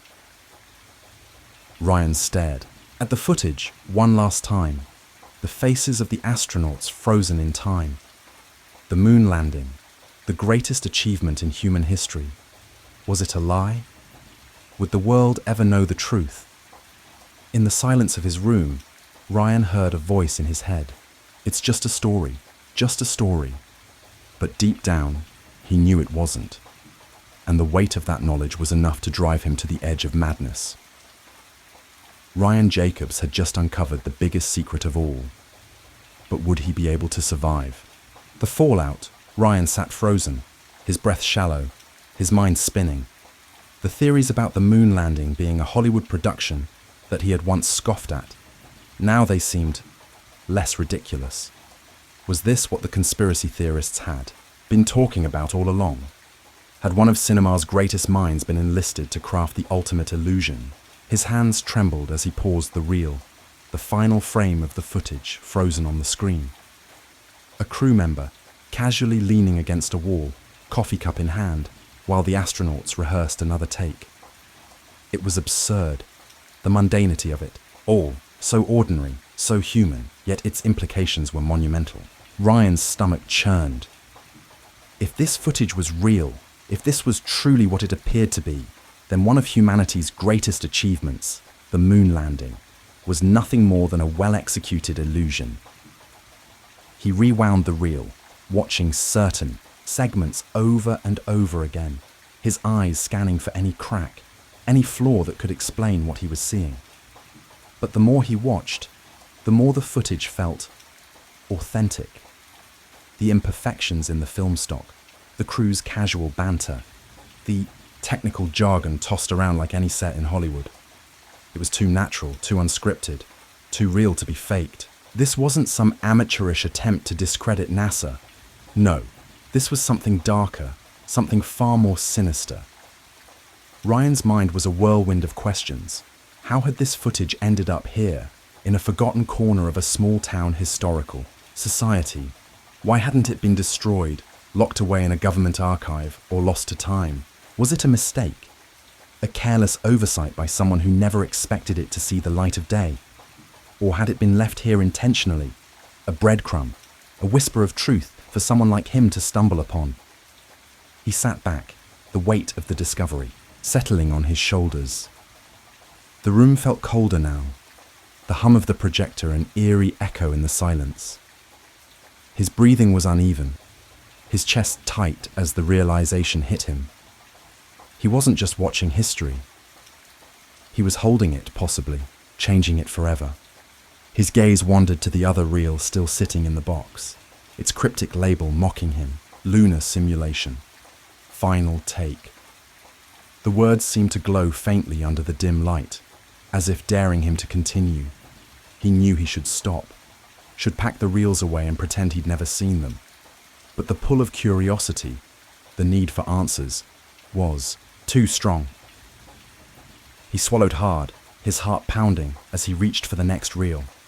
His fingers brushed against the cool metal, and in that moment, he knew there was no going back. His mind kept repeating the same thought, over and over like a mantra. This changes everything. The projector hummed to life once again, and Ryan leaned back in his chair. His chest tightened as the weight of the film's revelations pressed down on him, like the reel itself was suffocating him. He had always prided himself on being a rational thinker, someone who could separate fact from fiction, dismissing the moon landing conspiracy theories as the ramblings of people who had too much time on their hands. But now, with undeniable images burned into his memory, those lines of logic were blurring. The doubt, the uncertainty, was creeping in, gnawing at him. His hand ran through his damp hair, fingers catching on a few strands of sweat-soaked strands. His eyes flickered to the box of reels. The labels, the cryptic text, taunted him like a riddle he wasn't sure he wanted to solve. He knew what he had just seen. He knew it, but admitting it, even to himself, felt like crossing a line, one that he couldn't return from. Was this proof? His mind screamed, yet the question lingered like a phantom. Or was it an elaborate hoax? If it was real, why was it here, gathering? Dust in an old town archive? Forgotten? Left behind? He considered putting the reel back in the box, sealing it shut and walking away. Pretend it was nothing. Chalk it up to a relic of an old Hollywood production, a moment lost in time. His job, after all, wasn't to investigate these things. It was just to digitize and catalogue. But that thought of walking away, of pretending he hadn't seen it, gnawed at him. No, this wasn't just another reel of forgotten history. This felt like a piece of something much, much larger. Something that could change everything. Ryan's fingers hovered over the controls, trembling as he made the decision. There was no turning back now. Ryan sat at his desk, a single thread of doubt unraveling in his mind like the beginning of a much larger mystery. This footage, if it was real, could change everything people thought they knew. The editor in him, the part of his brain that had always been drawn to uncovering hidden truths, wrestled with the fear tightening in his chest. What if this was his chance? What if he could expose something monumental, bring the truth into the light, no matter how dangerous or uncomfortable it might be? The weight of that possibility settled heavily on his shoulders. As thrilling as it was, terrifying, Ryan leaned forward, elbows on the desk, burying his face in his hands. His mind raced through the implications. If this footage was real, it wasn't just a revelation. It was a bombshell. It meant that one of humanity's most celebrated achievements had been built on a lie, a carefully constructed illusion designed to deceive the world. But it didn't stop there. It called into question not just the moon landing, but the very institutions behind it. The government, NASA, the media, everything. And yet, the enormity of it all made the decision harder. What would he even do with this footage? Who would believe him? What kind of attention would it bring? The thought of stepping into the spotlight, of being the one to reveal something so controversial, sent a chill down his spine. He didn't want fame or notoriety, he just wanted answers. But as the reality of the situation set in, Ryan realized that those answers might come at a price he wasn't ready to pay. He sat there for what felt like hours, the reels of film a silent presence in the room. The faint scent of aged celluloid hung in the air, grounding him in the moment. His eyes drifted to the projector, where the film still threaded through the machine, the label almost glowing faintly in the dim light. The temptation to watch it again, to analyze every frame, was overwhelming. What if I missed something? But the thought of pressing play again filled him with equal parts curiosity and dread. The more he replayed the footage in his mind, the more questions it raised. And with each question came a mounting sense of unease. What if this footage had never been meant to be seen?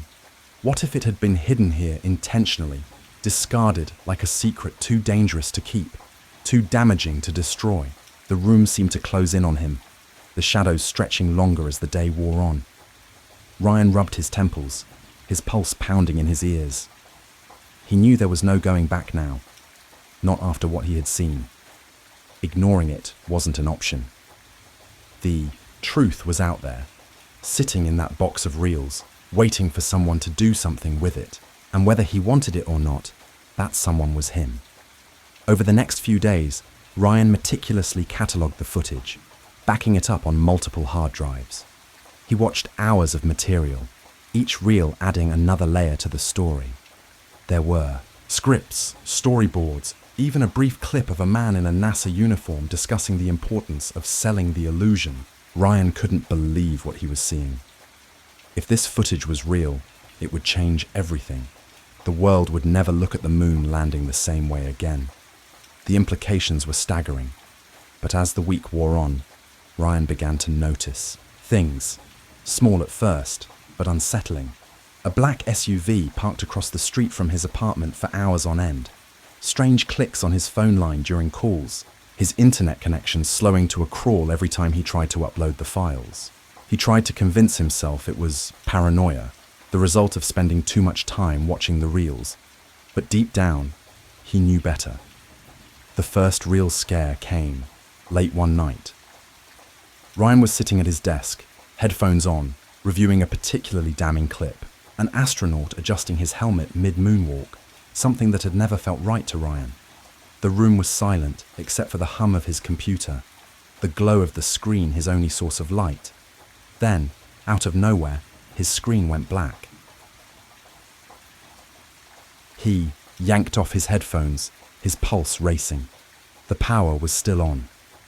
The fan of his computer hummed softly, but the screen remained dark. His breath hitched. He reached for the mouse, clicked frantically, but nothing happened. Moments later, a message appeared on the screen in stark white letters. Stop. Ryan's breath caught in his throat.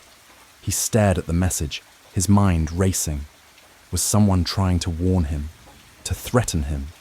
Before he could react, the message disappeared, replaced by a spinning circle as his computer restarted. When the machine finally booted back up, everything appeared normal, as if the interruption had never happened. But Ryan knew what he had seen. His heart pounded in his chest. As he sat back in his chair, a cold sweat gathering at the back of his neck. The message had been clear. Someone or something knew he was watching, and they didn't want him to see it. Ryan stared at the computer screen, his hands shaking. Was it a warning, a coincidence? Or had someone been watching him all along, waiting for him to get too close? The tension in the room was suffocating, and for the first time, Ryan wondered if he had gone too far. What had he uncovered, and who was going to stop him from finding out the truth? Ryan's heart was heavy as he stared at his computer screen, realizing with dread that the file he had been working on, gone, just like that. It felt like the world was crumbling around him. Barely sleeping that night, his mind twisted and turned in a spiral of fear and paranoia. The next morning he saw it again, the black SUV. Sitting quietly at the corner of his street, engine idling, staring back at him with an unnerving calm. This time, there was no denying it. It wasn't a coincidence. His pulse quickened. Someone was watching him. Ryan couldn't wait any longer. Desperation fueled him as he copied the footage onto multiple drives. He hid one in his closet, another in a safety deposit box at the bank, and a third, he mailed it to a friend out of state. If something happened to him, at least the truth would be out there. He called CLA, a journalist he trusted. She was one of the few who wasn't afraid to take on the stories no one wanted to touch. They agreed to meet at a crowded cafe downtown. Ryan couldn't shake the feeling that every eye in the room was on him as he pulled his laptop from his bag and showed her the footage. CLA's reaction was immediate. Her face drained of color, and her fingers trembled as she adjusted her glasses. "Ryan," she whispered, barely audible, "do you understand what this means? If this is real, if it gets out..." Ryan cut her off, his voice raw. "It has to get out. People need to know the truth." She hesitated. "You don't understand. This isn't just some cover-up. If what you're saying is true, they won't just let it go. Whoever's behind this, they'll stop at nothing to keep it quiet." Ryan's stomach turned. He had already started to grasp the scope of the danger, but hearing her say it out loud made it all too real. The next few days blurred together. CLA agreed to help, using her connections to verify the footage's authenticity. But the closer they got, the more intense the pressure became. One evening, Ryan returned to his apartment to find it had been broken into. Nothing was taken, but every drawer was rifled through, every surface touched. A message in the form of a shattered glass on the floor. His phone buzzed constantly with numbers he didn't recognize, silent calls that seemed to mock him. And always, that black SUV. It was there, just out of sight, watching. Paranoia seeped into every part of Ryan's life. He couldn't sleep. He couldn't eat. His nerves were raw. Even CLA began to worry. "Lay low for a while," she urged him. "I'll handle the story. Just stay off the radar." But Ryan couldn't. Every fiber of his being screamed that something was about to break wide open, and he wasn't going to run away from it. Then, late one night, it happened. Ryan was driving home from CLA's office when he noticed headlights in his rearview mirror. Too close. Too persistent. He turned onto a side street trying to shake them off, but the car followed.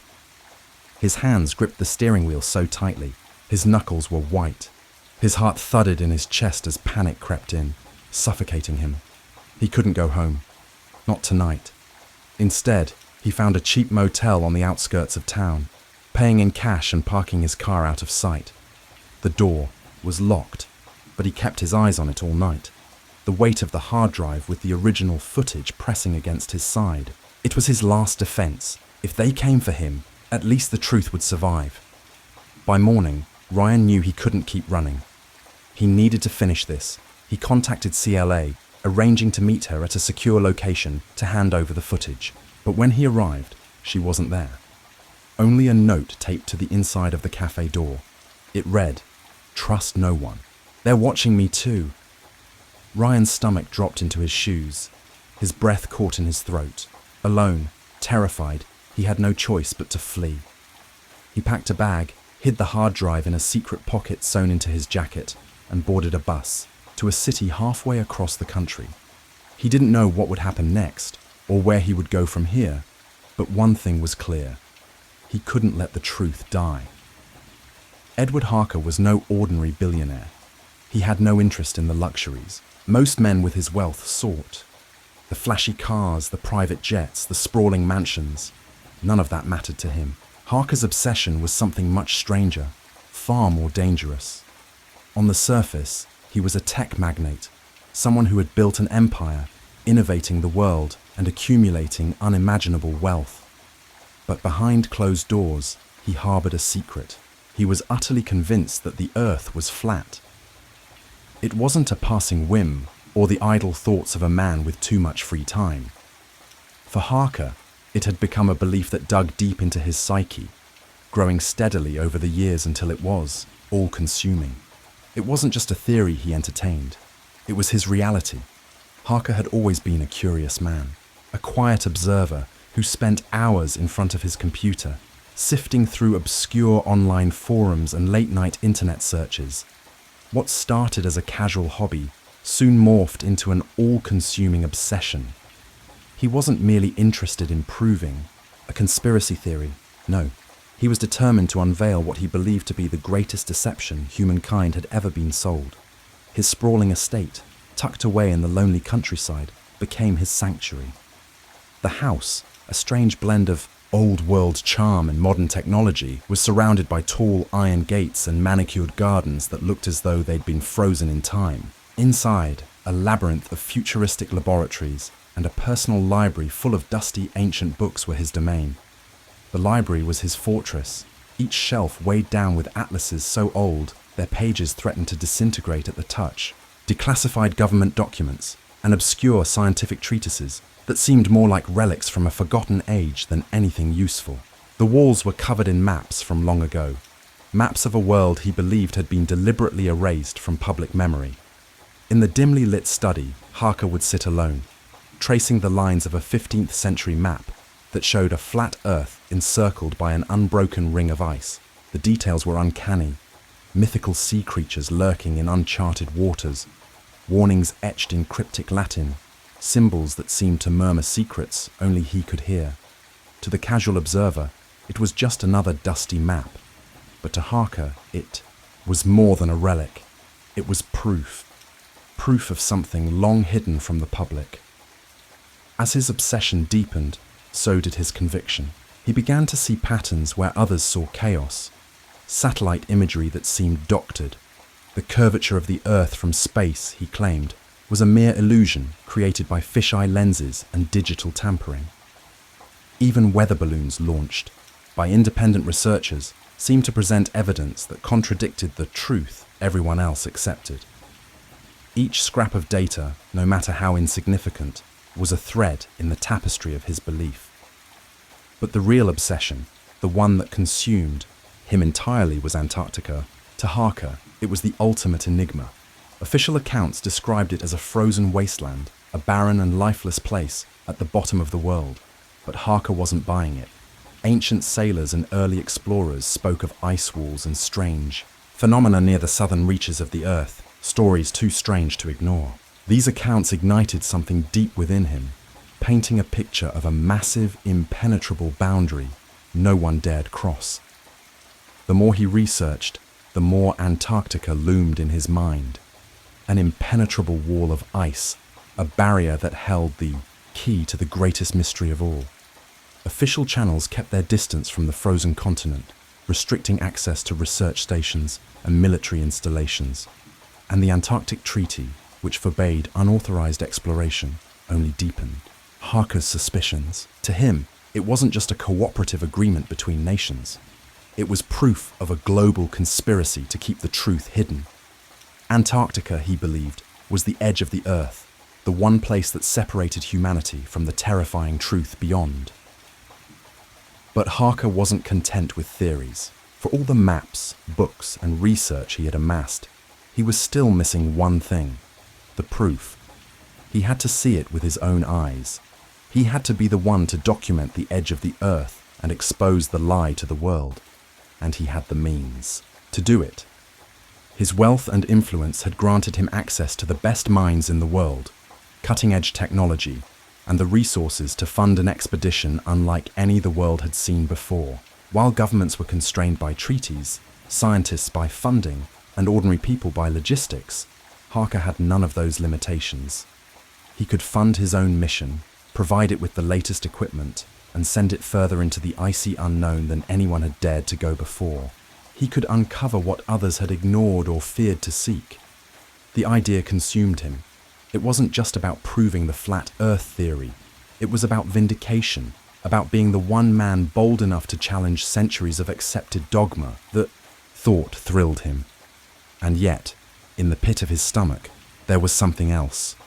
A gnawing unease that perhaps he was heading into territory no one should ever dare explore. But that was a risk he was willing to take.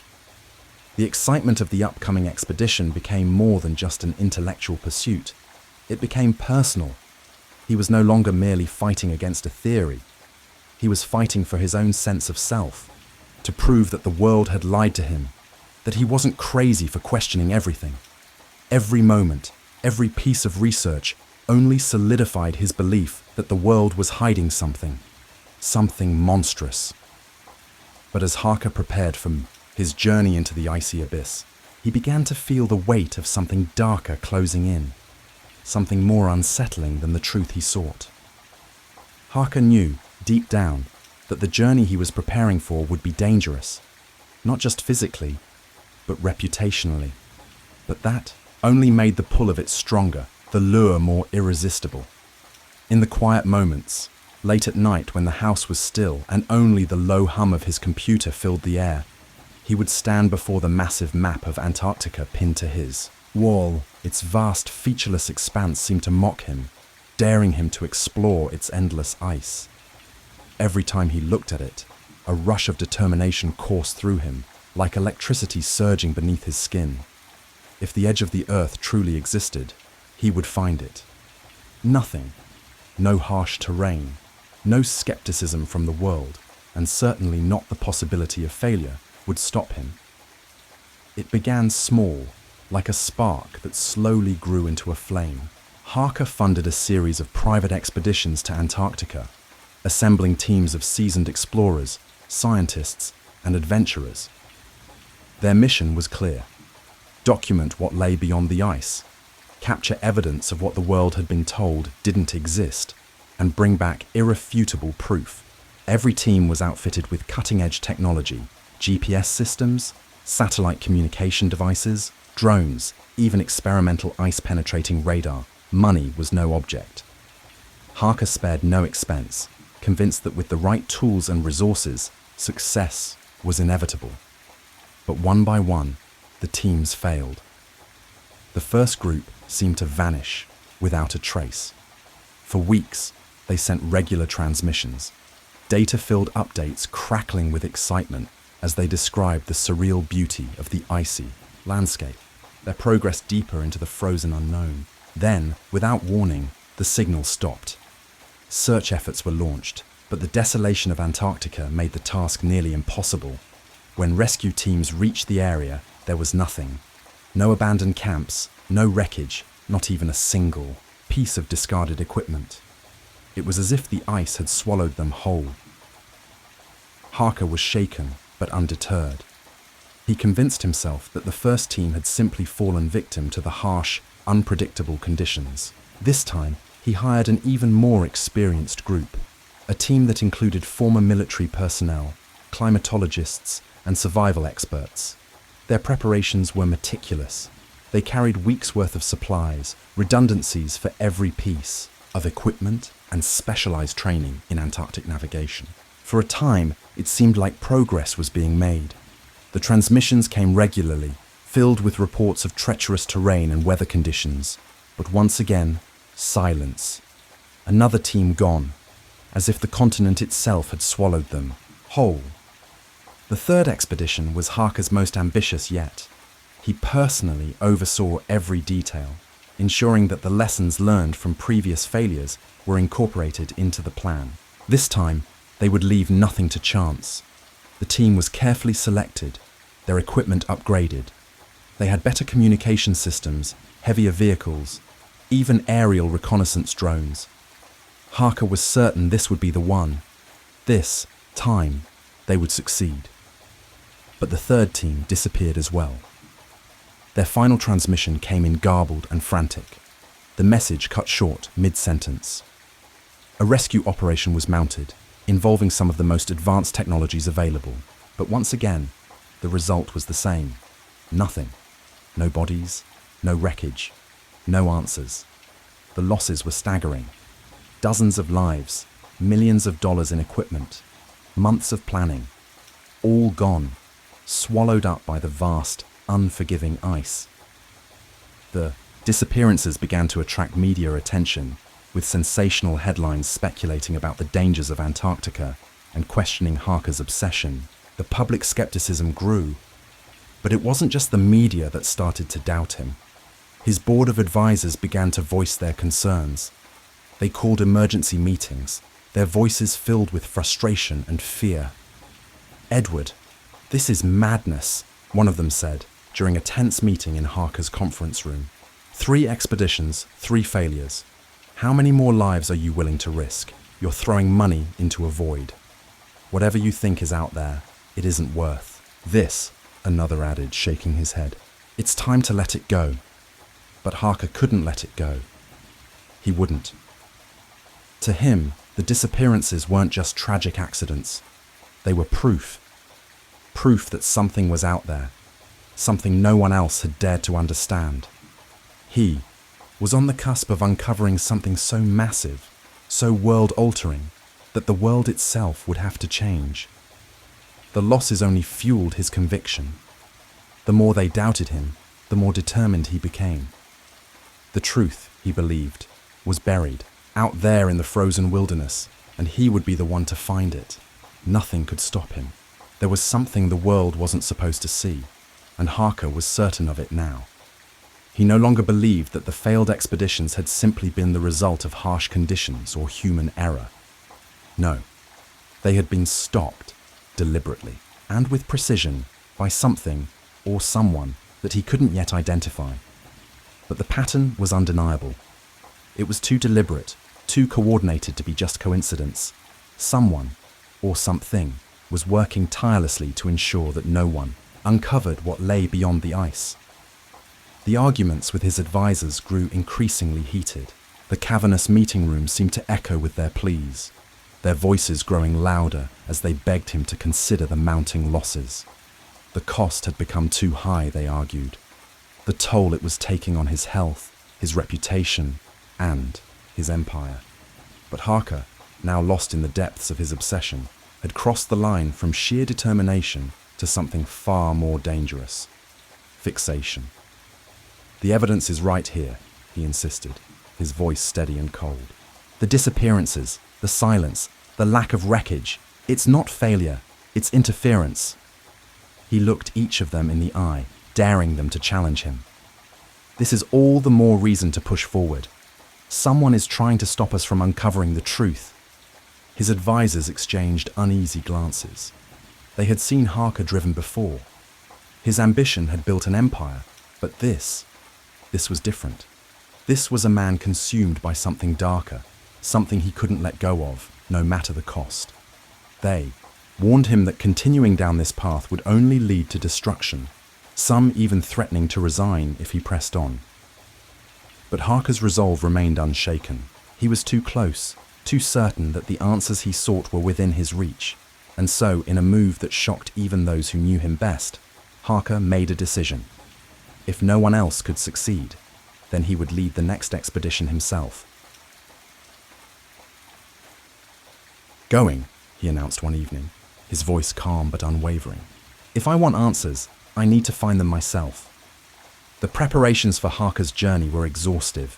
He assembled a team of the best and brightest: glaciologists, cartographers, survival experts, and a handful of trusted security personnel. They were given the finest equipment money could buy: custom-built snow vehicles, high-tech communication gear, and enough provisions to last months. Harker spared no expense, determined that this mission would succeed where the others had failed. The departure was shrouded in secrecy. No announcements were made. No social media posts leaked. The group boarded a private jet in the dead of night, their destination listed only as a vague research operation. Even the crew piloting the aircraft had been sworn to silence, bound by ironclad non-disclosure agreements. Harker had made it clear to everyone involved: if word of their mission got out, they would likely never make it past the runway. Their journey began at a remote, rarely used base on the edge of Antarctica, far from the bustling international research stations. The facility was little more than a cluster of prefabricated buildings and a small airstrip, barely visible against the endless white expanse of snow. It had been chosen for its isolation, ensuring that no curious eyes would be watching. The supplies were unloaded quickly, each crate marked only with cryptic codes to obscure their true contents. Harker moved among the team, his presence commanding yet unsettling. There was a mix of quiet determination and restless energy about him. He didn't trust anyone outside their circle, not the media, not the international coalitions that regulated Antarctic expeditions, and certainly not the scientists who preached transparency and discovery. To Harker, they were all potential agents of the conspiracy, complicit in maintaining the illusion of a spherical Earth. His paranoia, once a quiet undercurrent, had now become an undeniable force that drove every aspect of the operation. The team's morale was a strange blend of excitement and trepidation.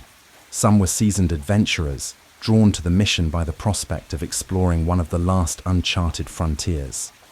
Others were scientists, eager to unlock the mysteries of Antarctica, though they didn't necessarily share Harker's beliefs. Then there were those who simply couldn't resist the lure of being part of something monumental. Whether it was groundbreaking or unthinkable, they didn't care. For them, the allure wasn't about the destination, but about the significance of the journey itself. And as they set off, the air around them was thick with the unspoken tension of what lay ahead. Harker's obsession was no longer just his own. It had begun to seep into the team, binding them together in a shared purpose, whether they understood it or not. They were no longer just explorers. They were complicit, each one a piece in the puzzle that Harker believed would change everything.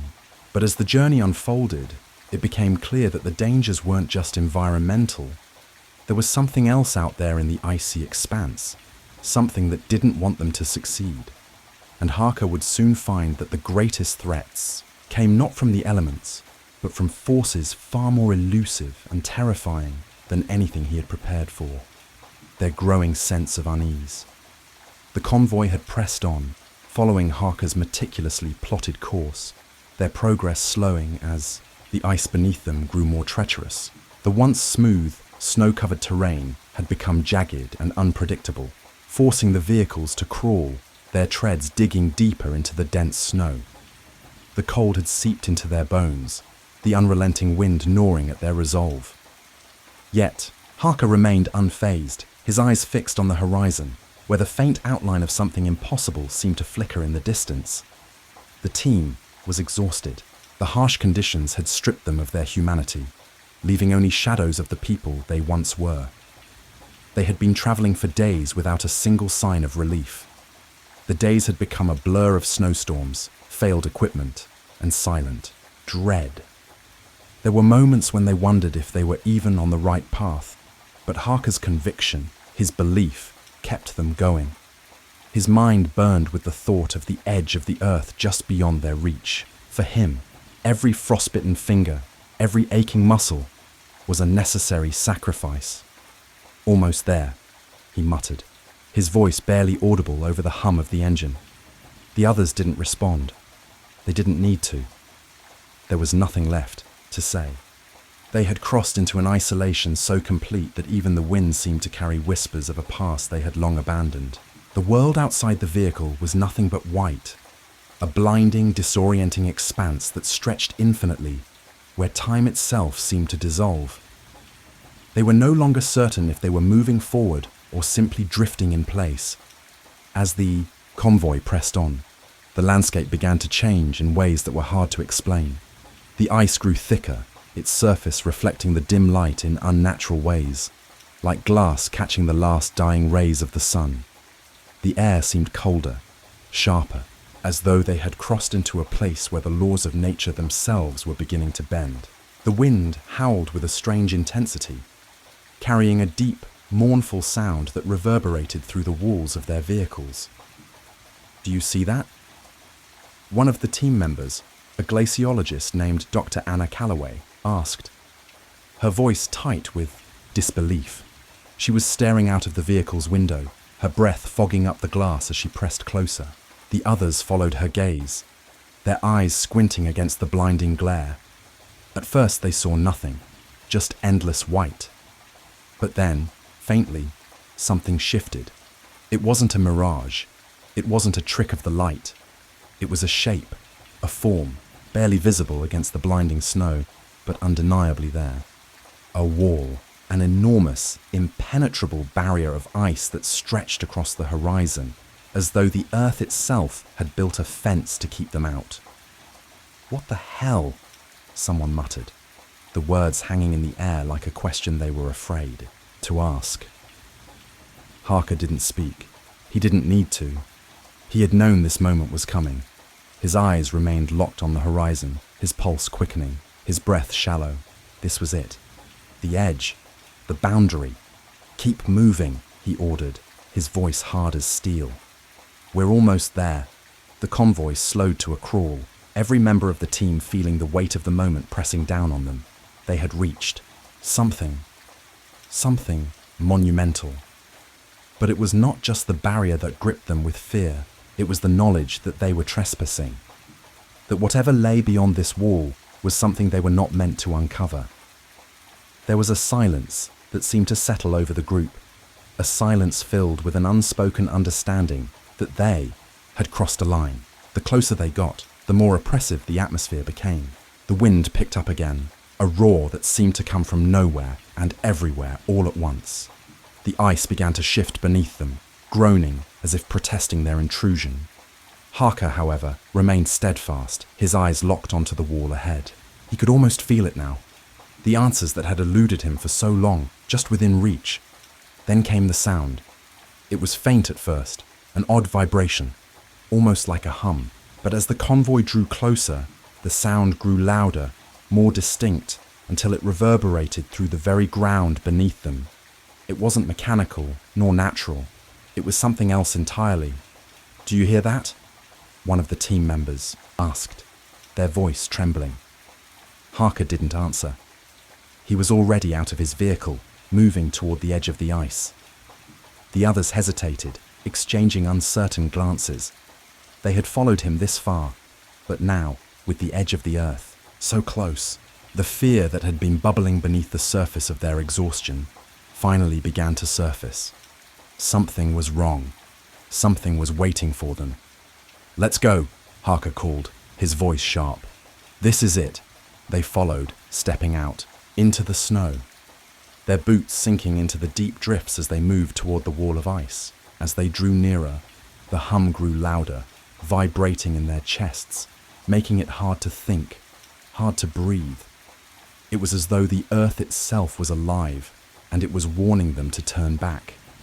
But they didn't. Harker didn't allow them to. His eyes were fixed on the ice, on the unbroken line that stretched into eternity. And for a brief moment, the team was caught in his vision, the belief that this was it. The truth was just beyond their reach. And then, without warning, the ground beneath them cracked. It wasn't a loud, explosive sound.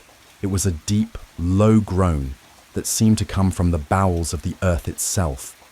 The ice split open like a wound, and from the gash came the unmistakable sense of something ancient, something not meant to be disturbed. For the first time since they had embarked on this journey, the team felt the undeniable grip of terror. The ice wasn't just a barrier, it was a seal, and whatever had been hidden behind it was waking up. The weight in the air felt suffocating, like something pressing down on their chests. Harker sat closest to the door, his hands tightly clenched, in his lap, nails digging into his palms. His eyes were fixed on the cold metal walls of the transport, his mind replaying the moment they'd been surrounded. He could still hear the soldier's voice, the sharp command, the finality in it. Like it was carved into his mind, frustration burned through him as his vision blurred. How could they have been so close, only to be stopped like this? Every step they'd taken had led to this. Every decision, every path, all pointing toward the edge of the earth.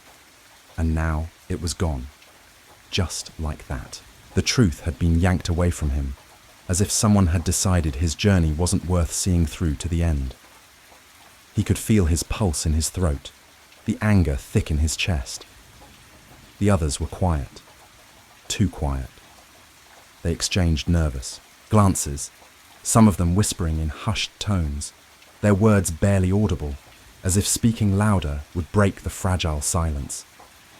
Some stared at the floor, their faces pale and drained, lost in their own dread. The strange sightings, the malfunctioning equipment, the eerie silence of the ice, all of it now felt like part of some elaborate setup, a warning to stay away, to turn back. But why? Harker's thoughts were interrupted when one of the team members broke the silence, his voice barely a whisper. "Do you think they're taking us to a base?"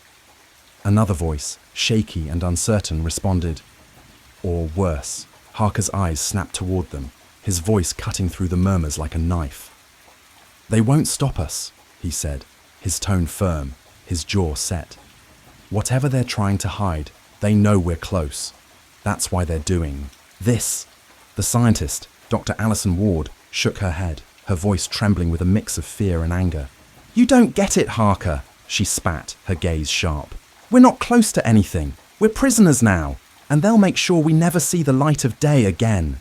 Harker's eyes burned with fury as he stood up, his fists clenching. "Enough," he snapped. His voice was a low growl, but it carried weight.